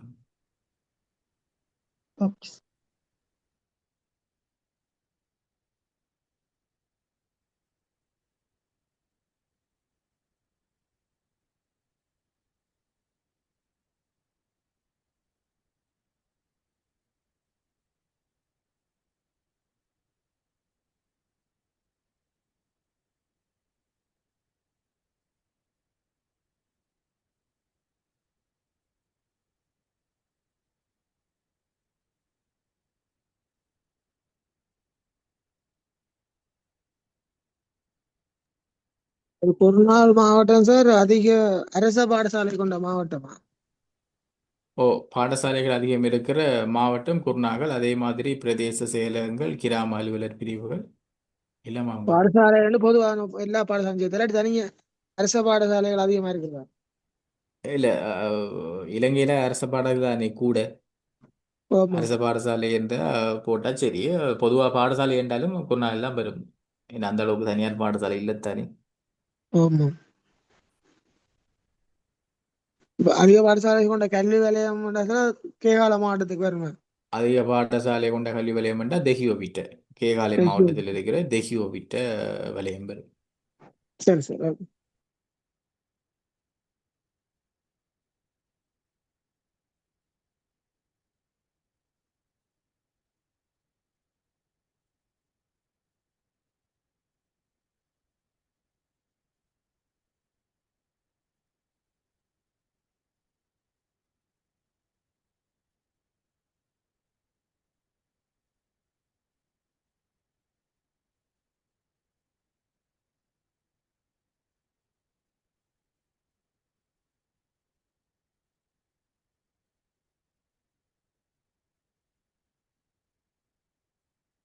Right, okay. அப்போ நாங்கள் இந்த அளவில் நிறைவு செய்து கொள்வோம். இணைஞ்சு கொண்டு எல்லாருக்கும் நன்றிகள். இதில் கிளாஸ் பற்றிய கமெண்ட்ஸ் எதுக்கும் இருந்தால் வாட்ஸ்அப்பில் ஷேர் பண்ணிக்கொள்ளுங்க. அடுத்தடுத்த வகுப்புகளை நாங்கள் அதை வச்சு டெவலப் செய்து கொள்ளலாம். மற்றது கேள்விகள் ஏதாவது டவுட்ஸ் குழப்பம் இருந்தாலும் அதுகளையும் போட்டுக்கொள்ளுங்க.